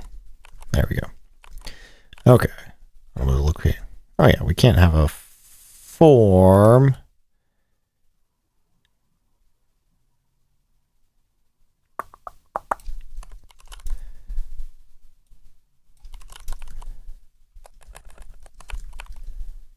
Okay, so if we add a new video and we have the playback ID, let's just grab this one for now.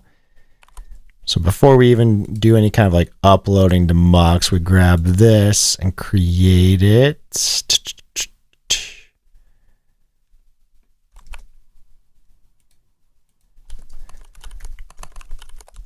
there. Model title, new video.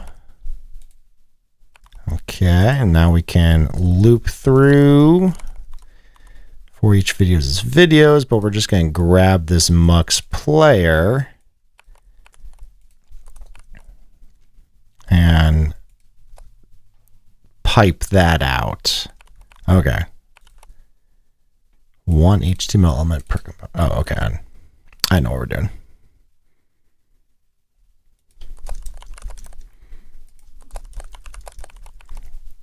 Okay. Sweet.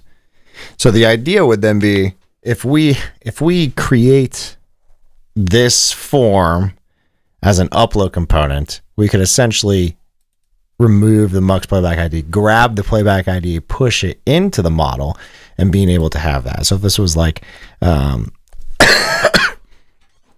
this was svelte to Laravel, and I have that playback ID, but it's essentially the same one, but now we be able to have two videos on the page. But now if we could pipe this up to an upload button to Mux, that'd be sweet too.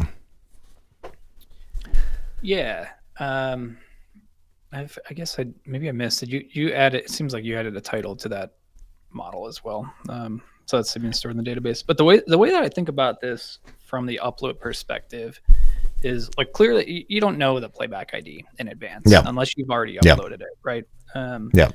So we kind of have to rewind a little bit at some point to understand, like, how do we get a playback ID? Like, where does that even come from? So what you described earlier on in your other app that you'd built, you were ingesting from a video that was already hosted somewhere. It was already on S3 or somewhere out on the internet, publicly accessible. And when you added that video to Mux, you immediately got a playback ID as a result of that API call. There's a webhook that would be sent to say, hey, a new video asset was created, and here's the ID associated with it. Yeah. But even for that, that happens kind of immediately. And what happens when we're doing a direct upload to Mux, if we were to just like skip that middle layer that we were describing, and instead of putting on S3, we just send it directly to Mux, we need to create a direct upload first, which kind of acts like a container. It's just like it's like a box. It's like an empty box that just says, all right, I'll take a video as soon as you have it for me. And that box is going to give you what's called the upload ID. So it doesn't have, there's no playback ID yet for that box because there's no video. It doesn't exist on Mux yet. And so essentially what we need to do, create that direct upload, which gives us that container. Then it'll also give us like the URL that we should upload our video to, right? The endpoint. And then when that upload completes, we will be able to, then we'll get a playback ID at that point. So there's a little bit of like kind of taking a step back, thinking about the use case here. Grab the upload ID or create the direct upload first to have an upload ID, which we probably also would associate and throw in the model as well, is the Mux upload ID. So that when the playback ID is ready to go, we can kind of look up the video based off of the upload ID and associate the playback ID with that video. Does that make sense? Yep. No, that makes sense. So I probably would just to kind of think through that a little more, add to the model the Mux upload ID as well. And then when this page loads, we can kind of optimistically create the direct upload. We don't need to they're kind of cheap. It's okay for us to create it. Even if an upload doesn't happen, we can just create a direct upload as soon as the page loads and be optimistic that, we'll have a playback ID at the end of the whole process. The other one that you might want to do in your videos model is a status. So a different, we have I would have to look at the different values there, but you could do something as simple as a pending and a ready. So maybe that's an enum, maybe it's just a string. You could just keep it as a string for ease here. But that just helps. Essentially, that would kind of get propagated down to the end user, or allow you to understand where this video currently is in the process. Has it been uploaded at all? Is it working on the Mux side, or is it ready to play back? This will help you kind of optimistically update your user interface to say, if we don't have the playback ID yet and the video is not ready, we could show something other than a blank player that errors out because it can't find the playback ID. So Okay. with this information here, this should be a good spot to kind of move forth. Does that make sense? Any questions there? Yeah, no, that makes sense. Being able to, I guess, like, a good question like with this is, does Mux have, I would imagine, like, probably within like the React space, you probably have like an upload widget. Does Mux have like the ability to, or like, especially with large files, I would imagine that it takes a while to upload. So what is like the best use case or best way to do that, I guess, in a lot of ways? I'm watching you discover the answer on your own here. But there's the upload for web, Mux upload for web. Yeah, this is like very situational. Some companies, or if you have like a custom app, you might want to build your custom uploader entirely. Yeah. Or you might be okay with just a drop-in solution, like what we have here, which is similar to the player. Playing back videos, there's also an uploader, so you could use that's nice Mux uploader to handle all the front end UI, but also give you enough customization options to kind of like tweak it to make it look how you want it to look. But this ideally alleviates a lot of the friction of having to build your own upload process, which you can do. Instead, you could just drop this thing in and get there a lot faster. Yeah, like that. Let's see what that looks like.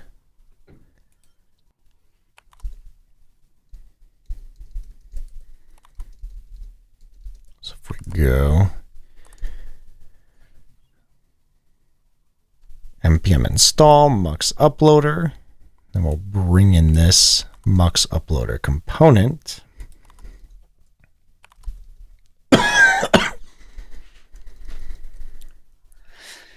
Yeah, that's another thing I think worth calling out too, which I think is pretty sweet. There's this kind of like polarizing, I think, in web development, how important web components are. But here, all these are just built on native web APIs using web components, which makes it so that you can use Mux uploader in something like a Laravel Blade template without worrying about compatibility, or do they have the React package available, or is this like a Svelte or Astro code base, whatever.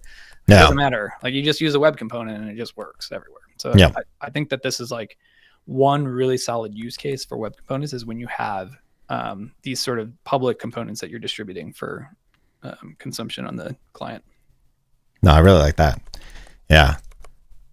And then this Mux uploader should be what we're looking for. Yeah, there we go. And so I would imagine the nice part about this is that you just like you said, it's a web component, which is nice. But then you just get all of like, it probably does like the chunking and everything for you, I would imagine. Yeah, exactly. So you don't even think about any of that stuff. Which again is like our goal, I think, at Mux. If stuff gets complicated, can we just make it easy? So the only thing that you have to provide Mux uploader is the endpoint, which is where are you uploading? Where's the video going? Which is kind of what I was describing. So on this page load, this is where we could probably use the PHP SDK to create the direct upload. So this would, when the page loads, optimistically suggest like, hey Mux, we got a video that's about to be uploaded. We need a container for it. So we'll make that API request immediately on page load, and then we'll use that upload ID to first like store it with a new video in the database, but also give it to the client so that Mux Uploader can use it to send the video data up to Mux. Oh, okay. I see. And that SDK probably has the ability to then is that endpoint going to be dynamically set, or is that going to be a static property? Yeah, it's like a signed GCS URL. Okay. So it's all dynamic, but it'll give you the value that you need to plop in there. Sweet. I'm going to hide my stuff. Well, I guess let's see. If I hide things from the stream real quick, just to make sure I get all the API keys set up. See if I can do this.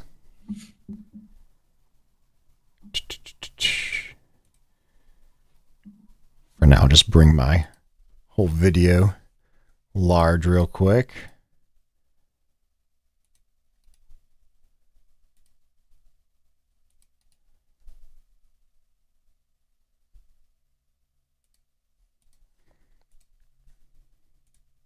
Okay, so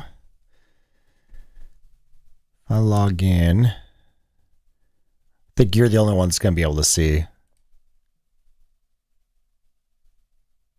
any. I might actually be able to grab these from that previous setup real quick.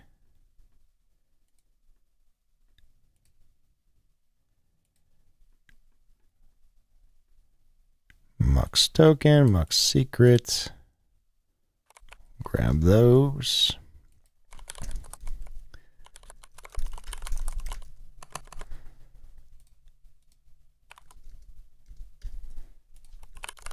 Just so we have them in the environment file. Okay.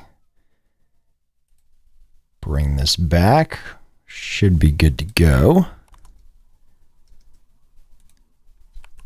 Now I would imagine within here then, so we could say like when this page loads and Livewire has this public function mount, we're saying, hey, when this is actually like created, this is when we can instantiate that uploaded file, what you were saying. Yeah, exactly. So you'd use probably have to like import the PHP SDK there, and then can make a call, which probably could just copy straight from the docs for the GitHub repo there of creating a direct upload. So I think I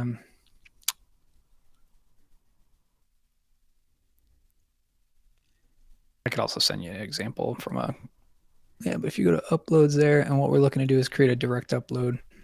My eyes direct upload here. Yeah. So, oops. This is probably direct upload. Yeah, that looks like what we're looking for. Yeah, okay. I'm curious now of how I did this in the other code real quick. I'm going to hide it just to make sure I didn't save it on the environment files. Okay.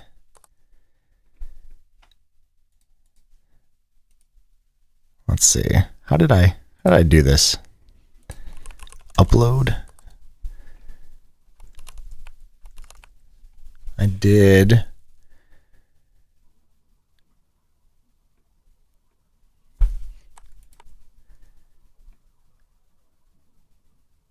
Mux PHP. Yeah.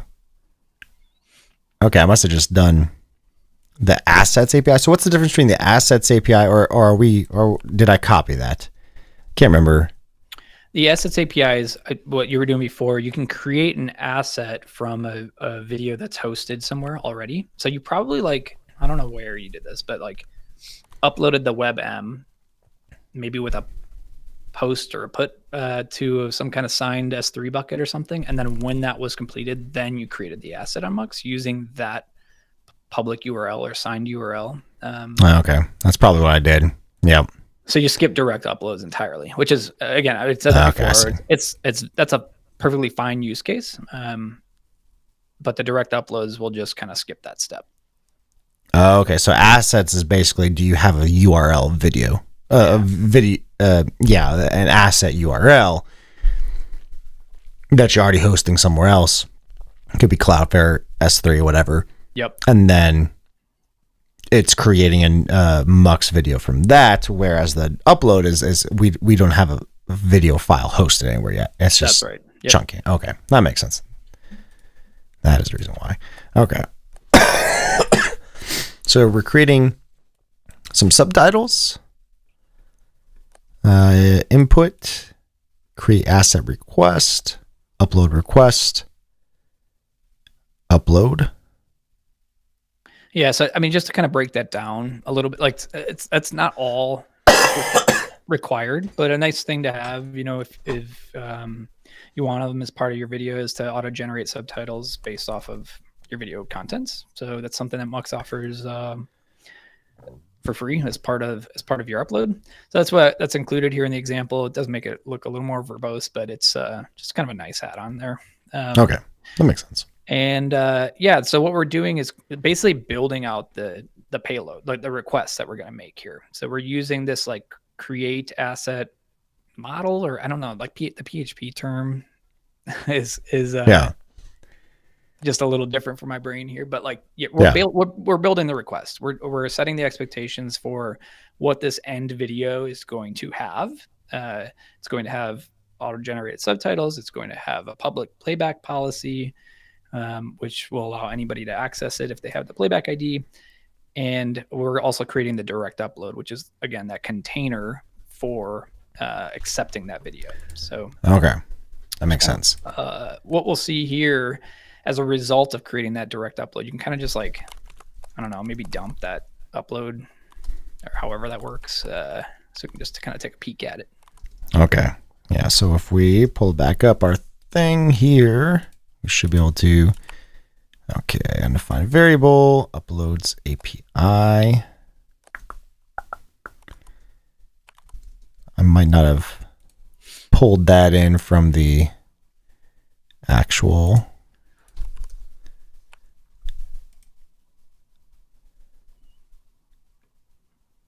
We probably got to do the config. Yeah, there we go. Actually, set this up.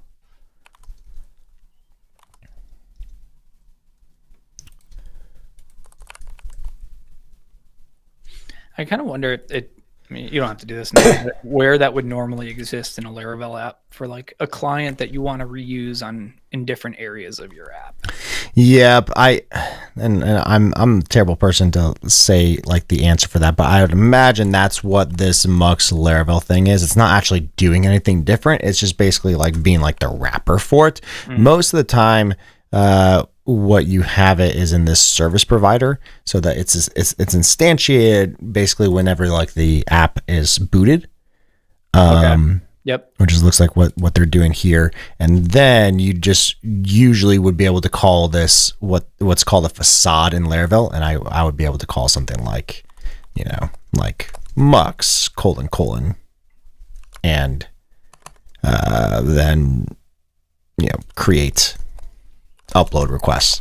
And it would automatically be, all of this would kind of like already be generated for me in that sense. Yeah, that makes sense. Nothing wrong with doing it like this too, but yeah, I think technically the Laravel way would be like, okay, create your own service provider that Mux has. So we should be good to go now. Okay, refresh. Yeah, we're good. And if I should see in my terminal. Okay, so this is the data. Let me pull open a different log real quick.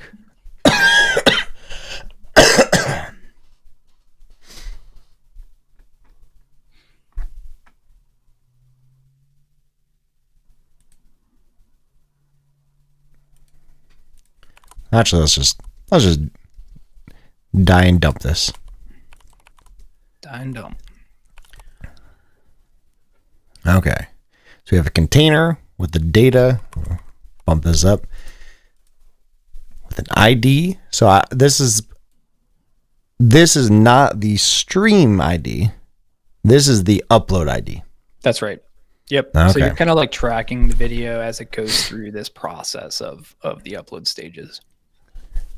Okay. And this is what I would imagine is like the signed URL that we kind of have because I've already initiated my API and token. This is for my account.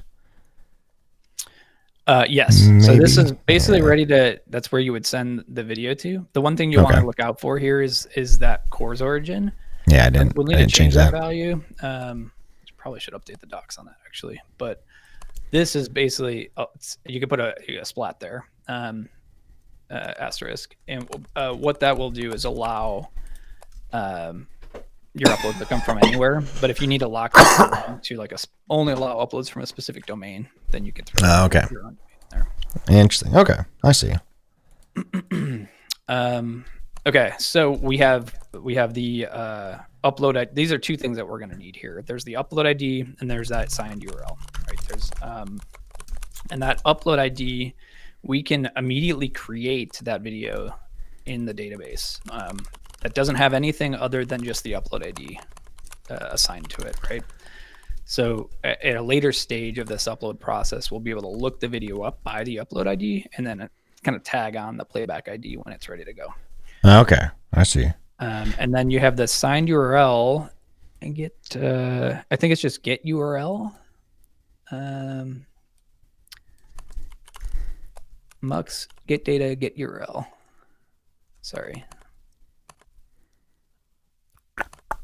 Mux, get data, get URL? Yep, just follow the same pattern as the line above, but it's just get URL. Oh, get URL, sorry. That's what you're saying. There you go. Okay. Okay, so yeah, and then so that should be ready to go as long as you can pass that down to the view. Okay, so then we should just kind of echo it out right here. We'll just say that refresh. Did I break something?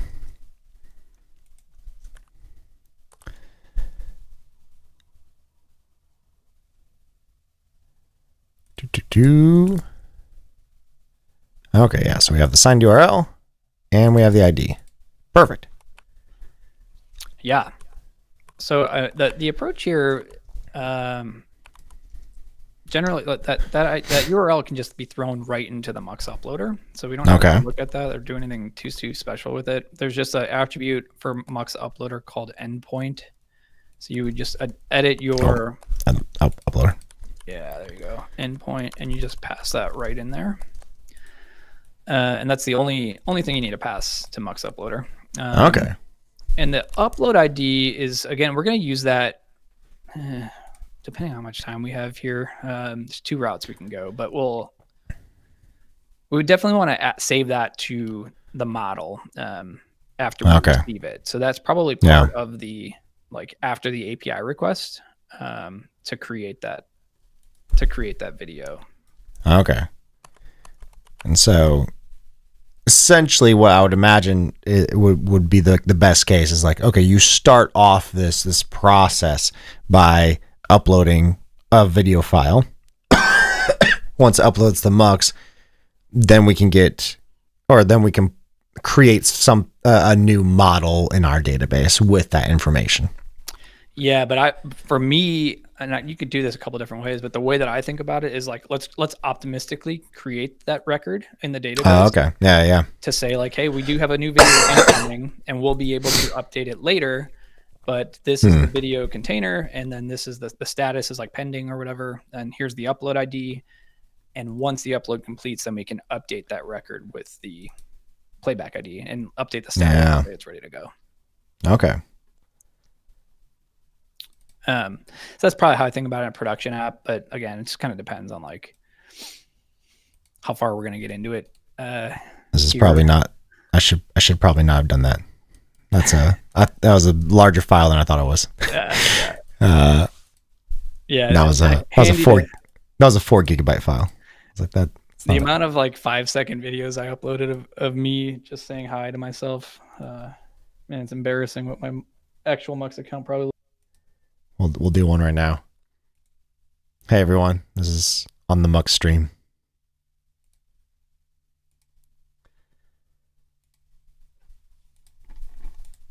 Okay, there we go. It's nice to have the web component. That is super nice, especially for us people who obviously my preferred tech stack is not in React. So it's nice to be able to just have stuff ready to go without having to do anything else. Yeah. I honestly, I was probably one of the it wasn't intuitive for me at first. But I warmed up to it, like understanding the way that we use them with our distributed components makes so much sense. And I do like that they're just so like versatile that you could style these with basic CSS that you already know, and you can kind of compose your uploader as like this does have a lot of flexibility as well. You don't have to get into it here, but like you could drop it, like plop it and go just like we did here, or you can customize this really well too. Like you can change the text, change the colors, change the layout. A lot of that's with CSS and HTML. So that's really nice to have. That's really cool. I love that. Okay, so I'm assuming like what it did behind the scenes.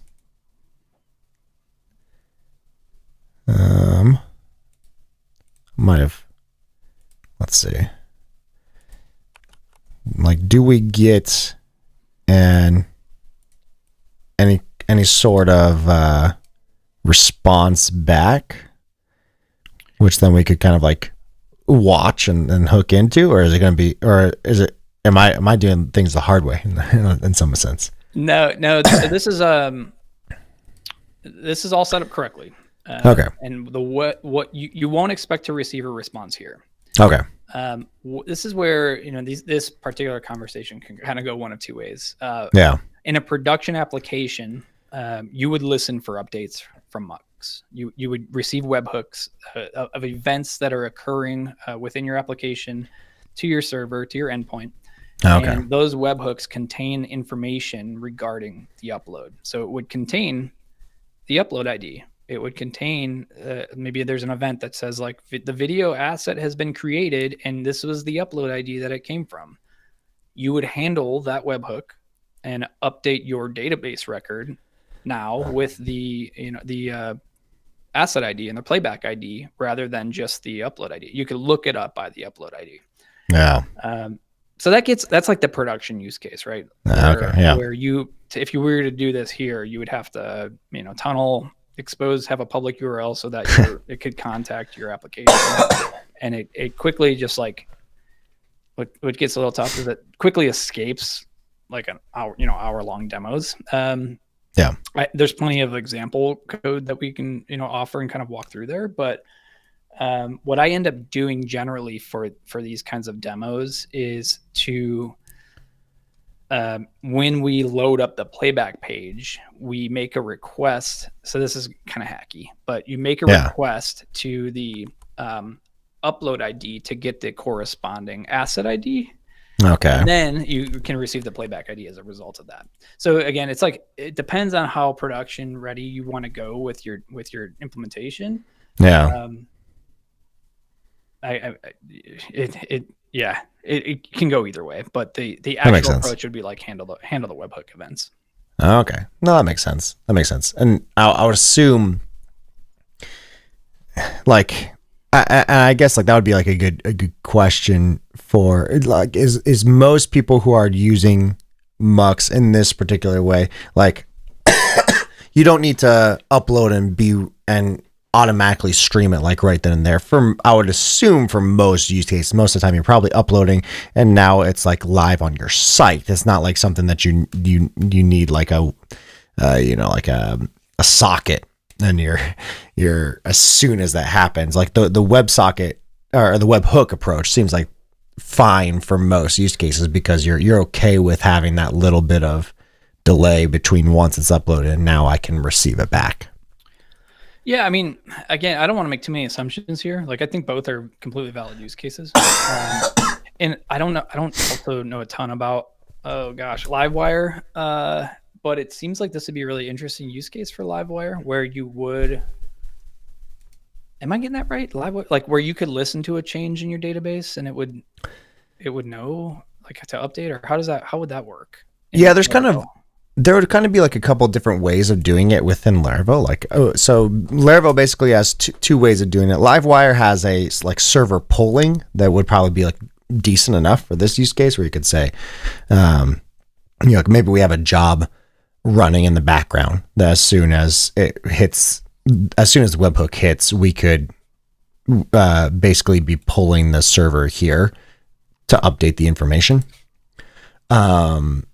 And that's as simple as like doing something like this wire pull. And we could say every 5 seconds, we check the server. Mm-hmm.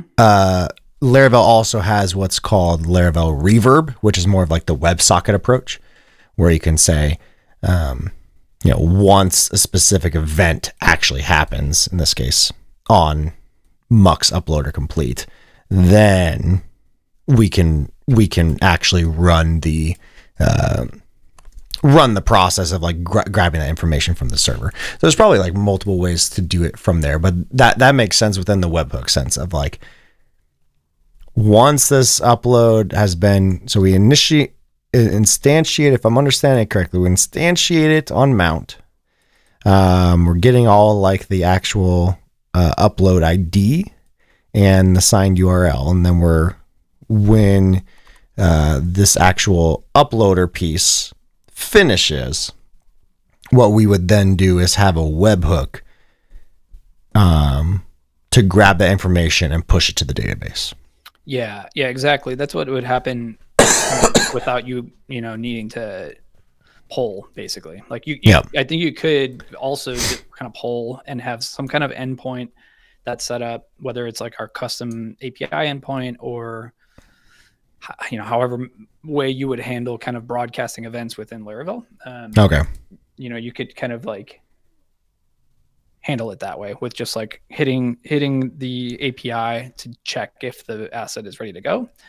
The Mux API, and it would kind of be proxied through our own API. Or when you visit like the playback page, you could, again, I said this before, but like look up the upload based off of that upload ID that we received on the client.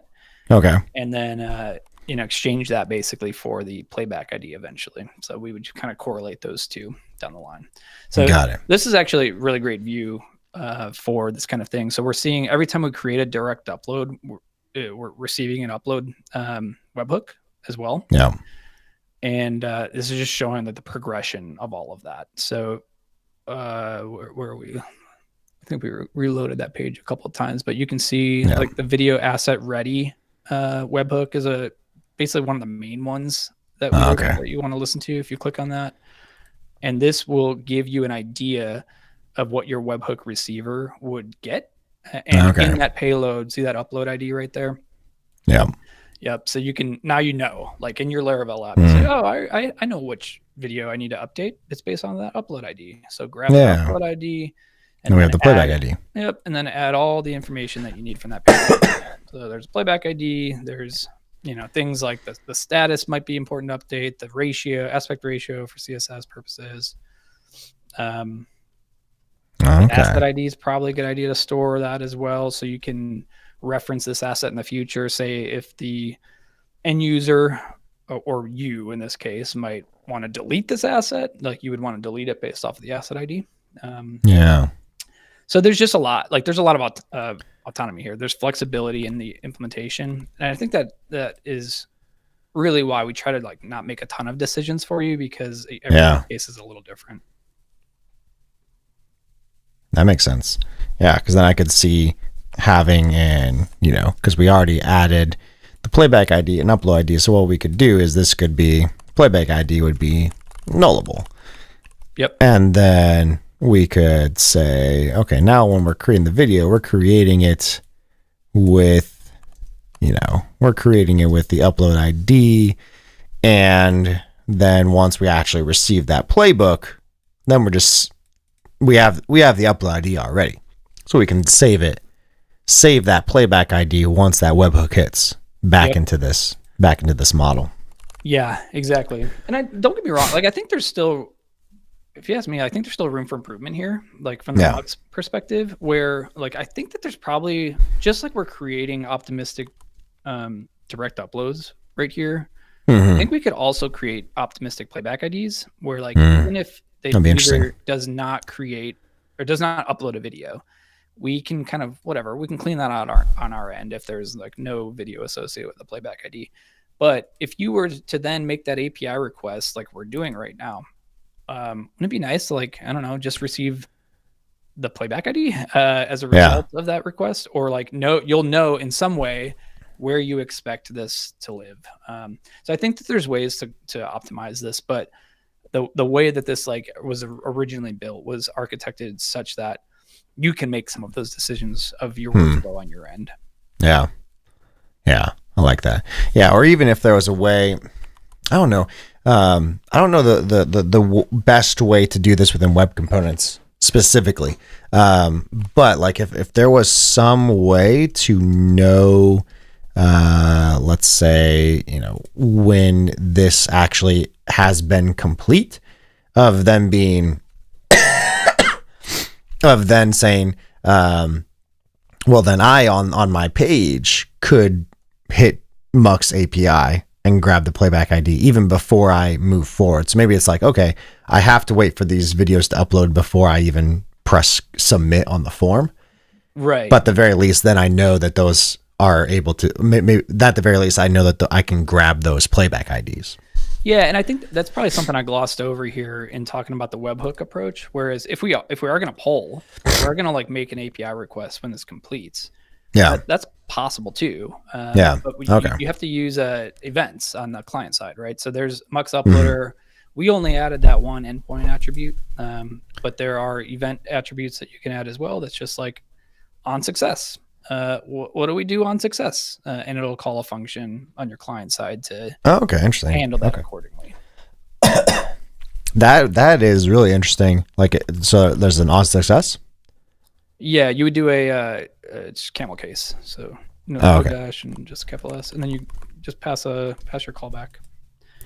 That is interesting because that would be like a benefit of Livewire, for example, where I could have this run, even though this is JavaScript, I could technically have it run a PHP function.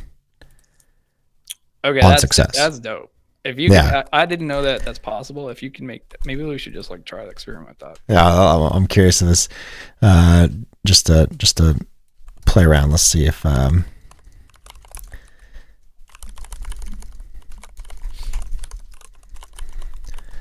think that's what I would do, because there's this wire dot is basically saying that even from JavaScript, as long as like this, what I assume would be a function, I should be able to call this wire dot, and then anything after that is basically being run on the server. But we're calling it from JavaScript, from the client side. Webster Crowley, I missed a bunch of your comments. I have tried PHP Storm. I like it a little bit, but like it feels slow for me. I know VS Code sometimes feels slow for people too, but like, I don't know. It's just one of those things that I'm used to now. Zed is one of the ones I'm actually curious about. I haven't fully dove into yet. Svelte dudes will love Folio and Volt. I think Folio and Volt is an underrated stack within Laravel. And then Leah, I'm wounded that React isn't in your ideal tech stack. Yeah. Wounded.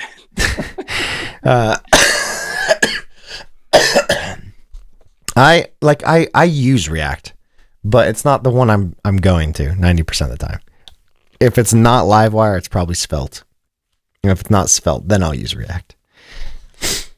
Yeah, I'm curious now to see if this works. Let me actually pull open the Livewire docs, make sure I'm using this properly. Yeah, I'm literally doing the same for the Mux Uploader docs too. And it might be an assumption we made here that I went into React Brain.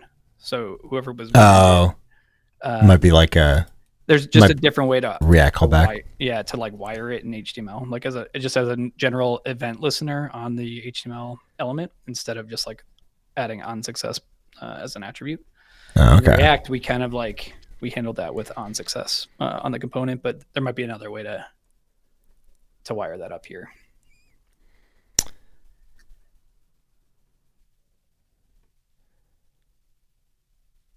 Yeah, because I'm curious if, and maybe even just like in a script tag, like it'd be interesting. Yeah, definitely. So if you actually, I'll let you run this real quick. So then we could say something to the effect of like, I would imagine we could see when this is successful from here. So you'd want to get a reference to the Mux uploader element. So you know something like query selector Mux uploader within your script. Maybe you'll get a suggestion for that. Yep, just save that to a variable of some kind. Or that looks good right there. That second one. So this is grabbing the element and adding an event listener for success, and then showing the event. So that should log out as expected. Okay. Yeah, let's see.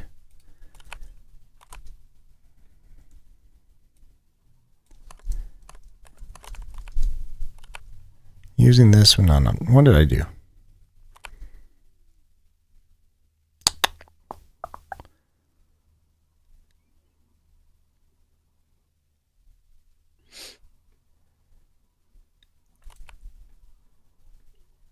What did I do wrong?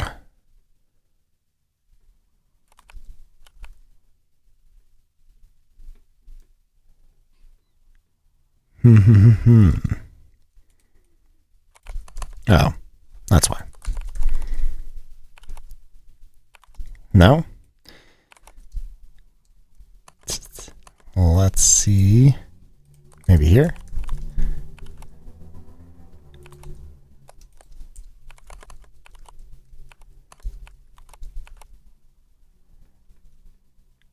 What did I change?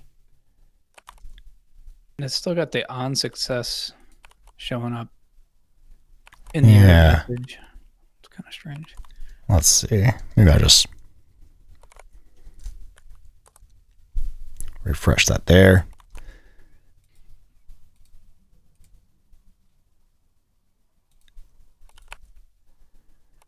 Okay. Clear this out real quick. Oops.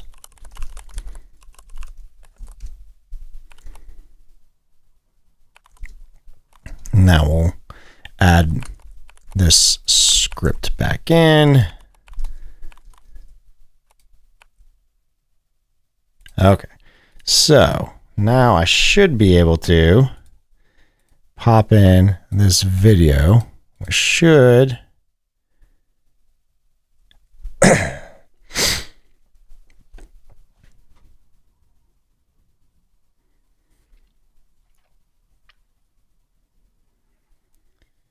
loading.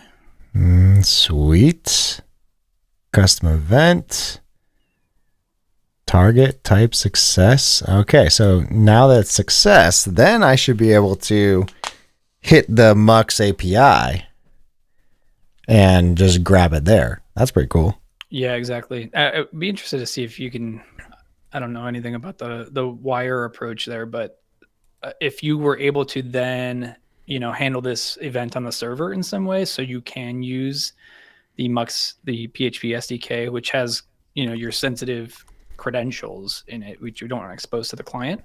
If we make an API request, maybe there's some way to wire that up. Otherwise, if you want to kind of like hand wave, that's doable here too. But you would just make a request using that upload ID that we currently already know, right? We passed that to the Mux uploader, and you would make a request to the Mux API to get the corresponding asset ID information. Yeah, so we should be able to do that because then I'll just upload it again, and then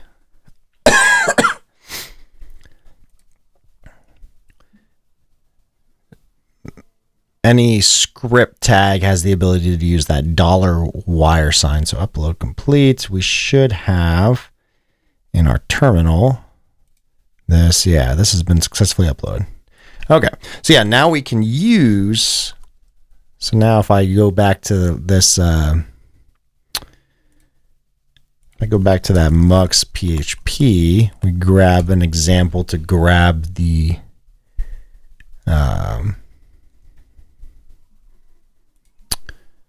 grab it. So maybe data would be data, or we'll still be in video. Data, it'll be video, maybe uploads. It's still direct upload that we're getting. Okay, so list direct load, get direct upload. Yeah, there you Okay. go. This is kind of uncharted territory in PHP land for me, so we'll see how this goes. That's okay. And so we'll get the direct upload. So we get direct upload, get data, get ID. So make sure that we'll want to pass our upload ID there. Okay, yeah. So this is where we'll pass in the upload ID. And then can you log out the response or? Okay, yeah. Then we should just say, yeah, let's just get. And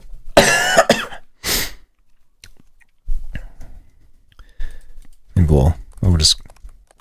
I don't know if D&D will actually work because we're running this afterwards, but let's see. Refresh. Drop this in again. I also want to come up with some way to make this like, I think it's cool to see the first time, but to actually test your implementation, to have to require a video upload every time it's just a little tedious. So curious to see if there's some ways that we can kind of improve this build out flow in the future as well. Oh yeah, I need to initialize it again. There we go.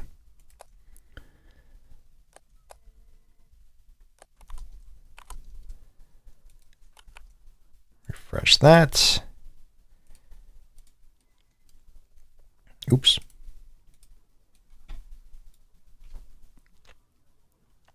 Okay. Data. Container. Then we have the asset ID. Yep. So the asset ID is basically our new reference that when you're doing this polling approach, you can use the asset ID to then get all the details that you would normally receive in the webhook event automatically. Got it. Will be fetched through the asset ID. So basically we're exchanging the upload ID for the asset ID and then making a request to get the asset, which will give you all that aspect ratio and the playback IDs and whatnot. So you can make one more API request for the asset. So that would be under video and then exercise assets probably. Exercise assets, okay. So then I could get, we already create the asset, the list of assets, get asset. Okay, so then within the assets API, am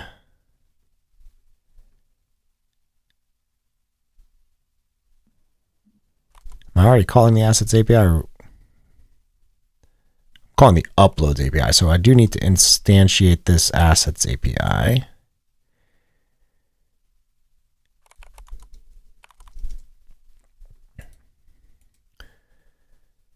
Okay, so then we can call here. Curious of what it'll do for me. No, I don't want to create an asset. Okay, then I can.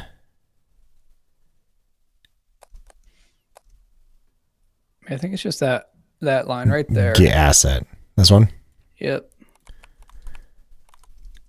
So then I could say asset equals create asset response. There's something here that like, again, I don't use this SDK often ever, like maybe very minimally. Feels like maybe we're doing something wrong that you shouldn't have to instantiate for each API endpoint, but I don't know. I mean, maybe that's how it's designed right now. I don't know. So for the difference between assets API and it feels like we should be able to just use the same client for all of these, but I don't know. Yeah, that's where my PHP knowledge does not come in handy, because I don't actually know what it's doing there. I know that like technically we are instantiating 2 Guzzle clients, which is like the HTTP client, but I don't know if there's a way to. I wonder if it's, let's see. Can I put this into one request?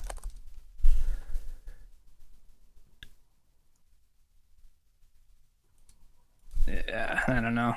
I mean, this will work for sure. Yeah. This will work, but like, I just wonder if there's a way to.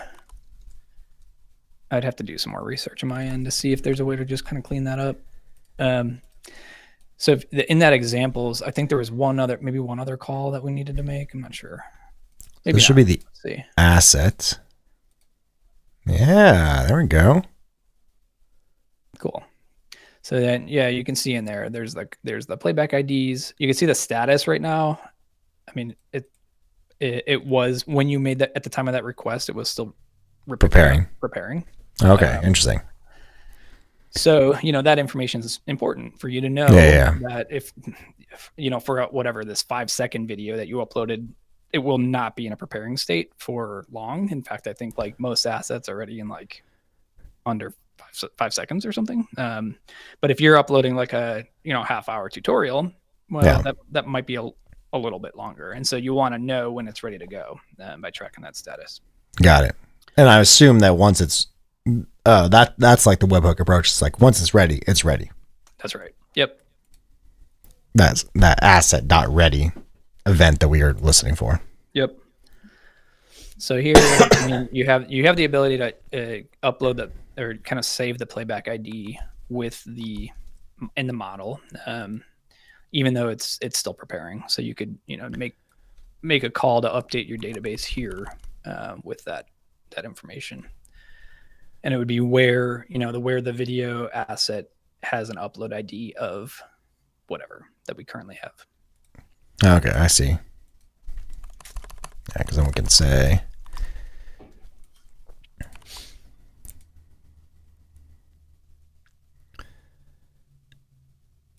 we could just call it that for now. But yeah, Mux playback ID.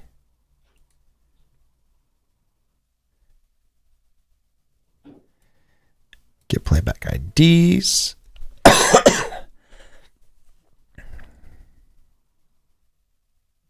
Interesting. But I might actually just, for simplicity's sake, I'll make this nullable too. I'll remove this.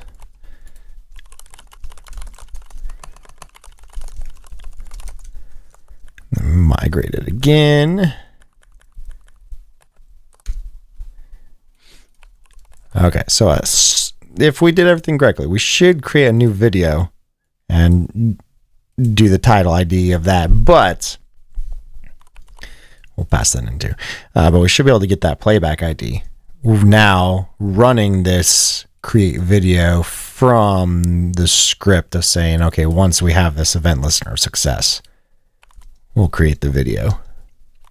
Yeah, I mean, the one hole here potentially is, I don't remember if that's how we set it up, but when you make the initial request to this page, if we created the container of that video with the upload ID associated with it in the database, instead of creating a brand new video record as a result of this success event, we would update the existing record that we've already saved that has that upload ID associated with it. Yeah.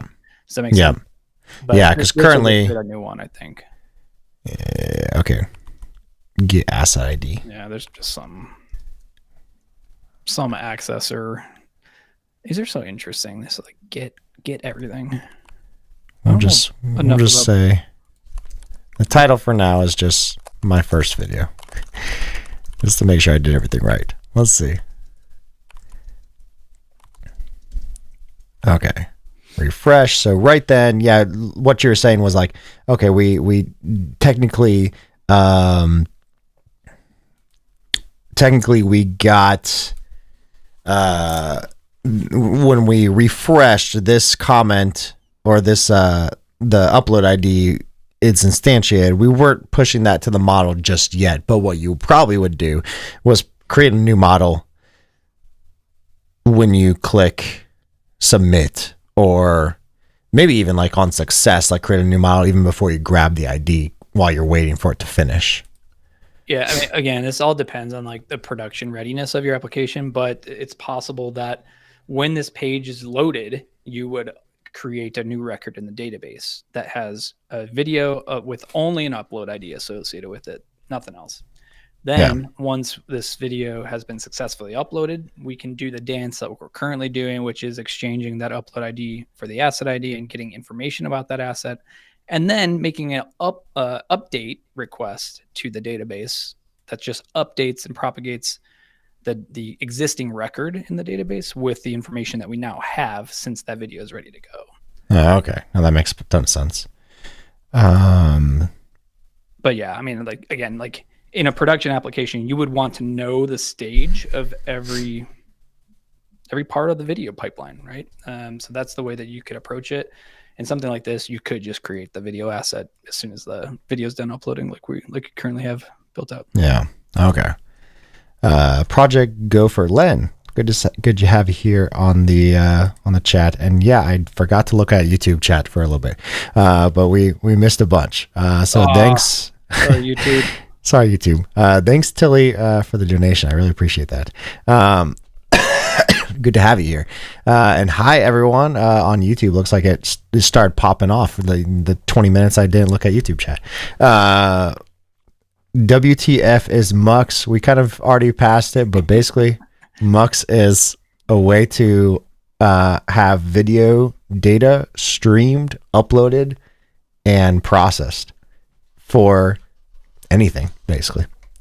That's a gross oversimplification of what we just talked about, but I feel like I should buy that really domain name. WTFisMux.com. WTF is Mux. Len, good to have you here. Alex, I think it's your first time in the stream, but I know who you are, so good to have you here. So okay. Now, if we upload this, everything should work properly. Nope, we get a there's just method. I think an incorrect accessor is happening here. So like that function that we're calling, or method, or whatever you call it in PHP, to get playback ID. Yeah, one of those, or maybe it's a get data, get asset ID.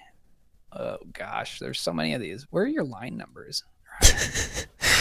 You go to I remove them. Let's do the asset again. Yeah, what? I remove them. That's a good question for the chat. Does anybody else in life remove line numbers from the code editor? I really just need the data container playback IDs, and the null index for container. This is what I'll do in Cursor. Since I'm not a great developer, I'll just say. Hold on. Yeah, I'm just going to look up this actual. Okay, see where you're setting the asset variable up there?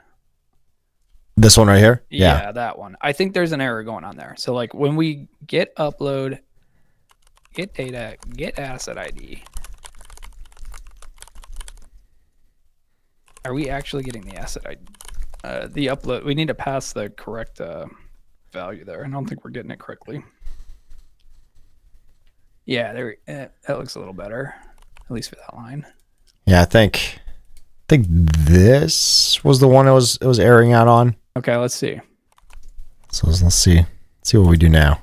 Refresh. Upload.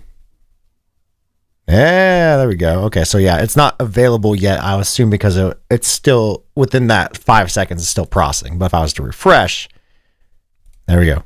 There's me. Nice. Yeah, and that's kind of like the async nature of all this, right? Like, Yeah. the a video processing job. Although I think Mux is actually pretty quick with this kind of stuff. Yeah, that's insanely quick for processing, even for a 1 second video, whatever that is. But it's like it's an async job. So you basically are telling it to go do the work of process the video, and then you should expect to receive a call back, basically. Yep. Okay. And, that's a good way to handle it all. And just we'll do a flux input wire model dot live of title. We'll do that here so that I'm gonna refresh. We can call something different. Let's record something new for the stream. Hi YouTube. Webster Crowley says, can you ask him my questions from earlier regarding processing? Okay. Looks like Len has some questions regarding, okay, I'm seeing a lot of data here that looks like it came right out of FF Probe. Can you ask what kind of processing happens upon initial upload? Are we automatically making an M3U8 HLS playlist?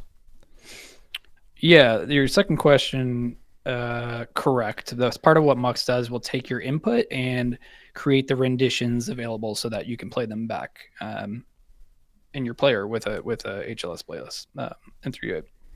The first question looks like it came right out of FF Probe. It can get I mean, possibly. I don't. There's a lot of. I'd have to ask you more questions about what you mean by that, but a lot of what we try to provide to you when an asset is ready to go is the asset or the information that's pertinent to playing that asset back in your environment. For somebody like just embedding a video in your web app, maybe the only thing you care about is the playback ID, honestly. But if you're a big broadcaster or you're like a bigger company that's doing UGC content, you might need more information about, like, all right, somebody's watching this on a phone. Is this aspect ratio for this video, 16:9, or is it 1:1, or like what am I expecting? What metadata do I need to know about this information to be able to show it and use it within my application? Sometimes that's visual, sometimes it's not. Sometimes it's another example here might be if you are enabling UGC for other people to upload videos as well. Maybe your service locks down 4K. Like you say, hey, if you want to be a member of our application, sign up over here.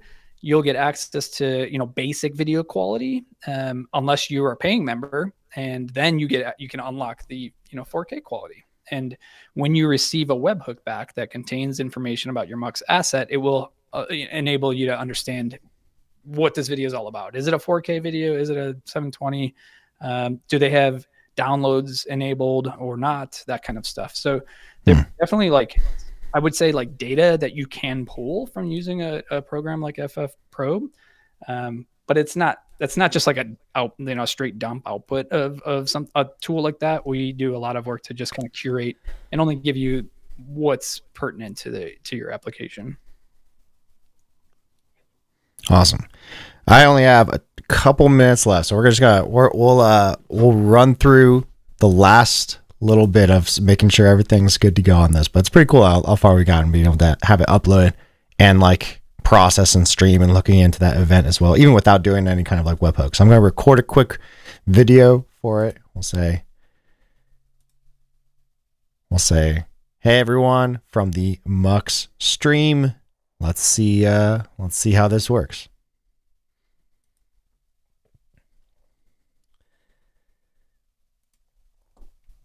Okay. And upload that here. Bam. Oops.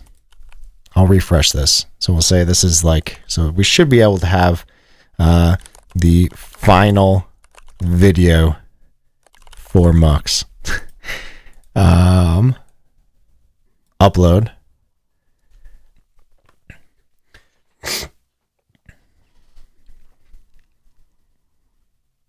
That one's a little longer.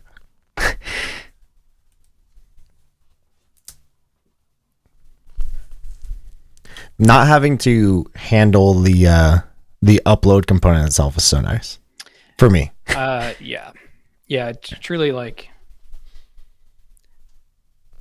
I said this at the very beginning of the stream, but like, there's parts of your app that like you just don't really care about, or you shouldn't care about. Like, you just want the upload to work, and that's just functionality that feels like it should be just native to the application, rather than like you needing to be not even the expert, but like the person in charge or responsible for writing the code to facilitate all of that. So it's really what Mux is trying to do, is like, let's have a great developer experience that reduces the amount of code that not only you have to write, but that you have to maintain and understand and keep updated with the latest codecs and approaches and services and whatever. Like, just try to take care of all that. Sweet. Yeah, looks like we have captions. We got the video, 9-second video uploaded, and yeah, this was a lot of fun.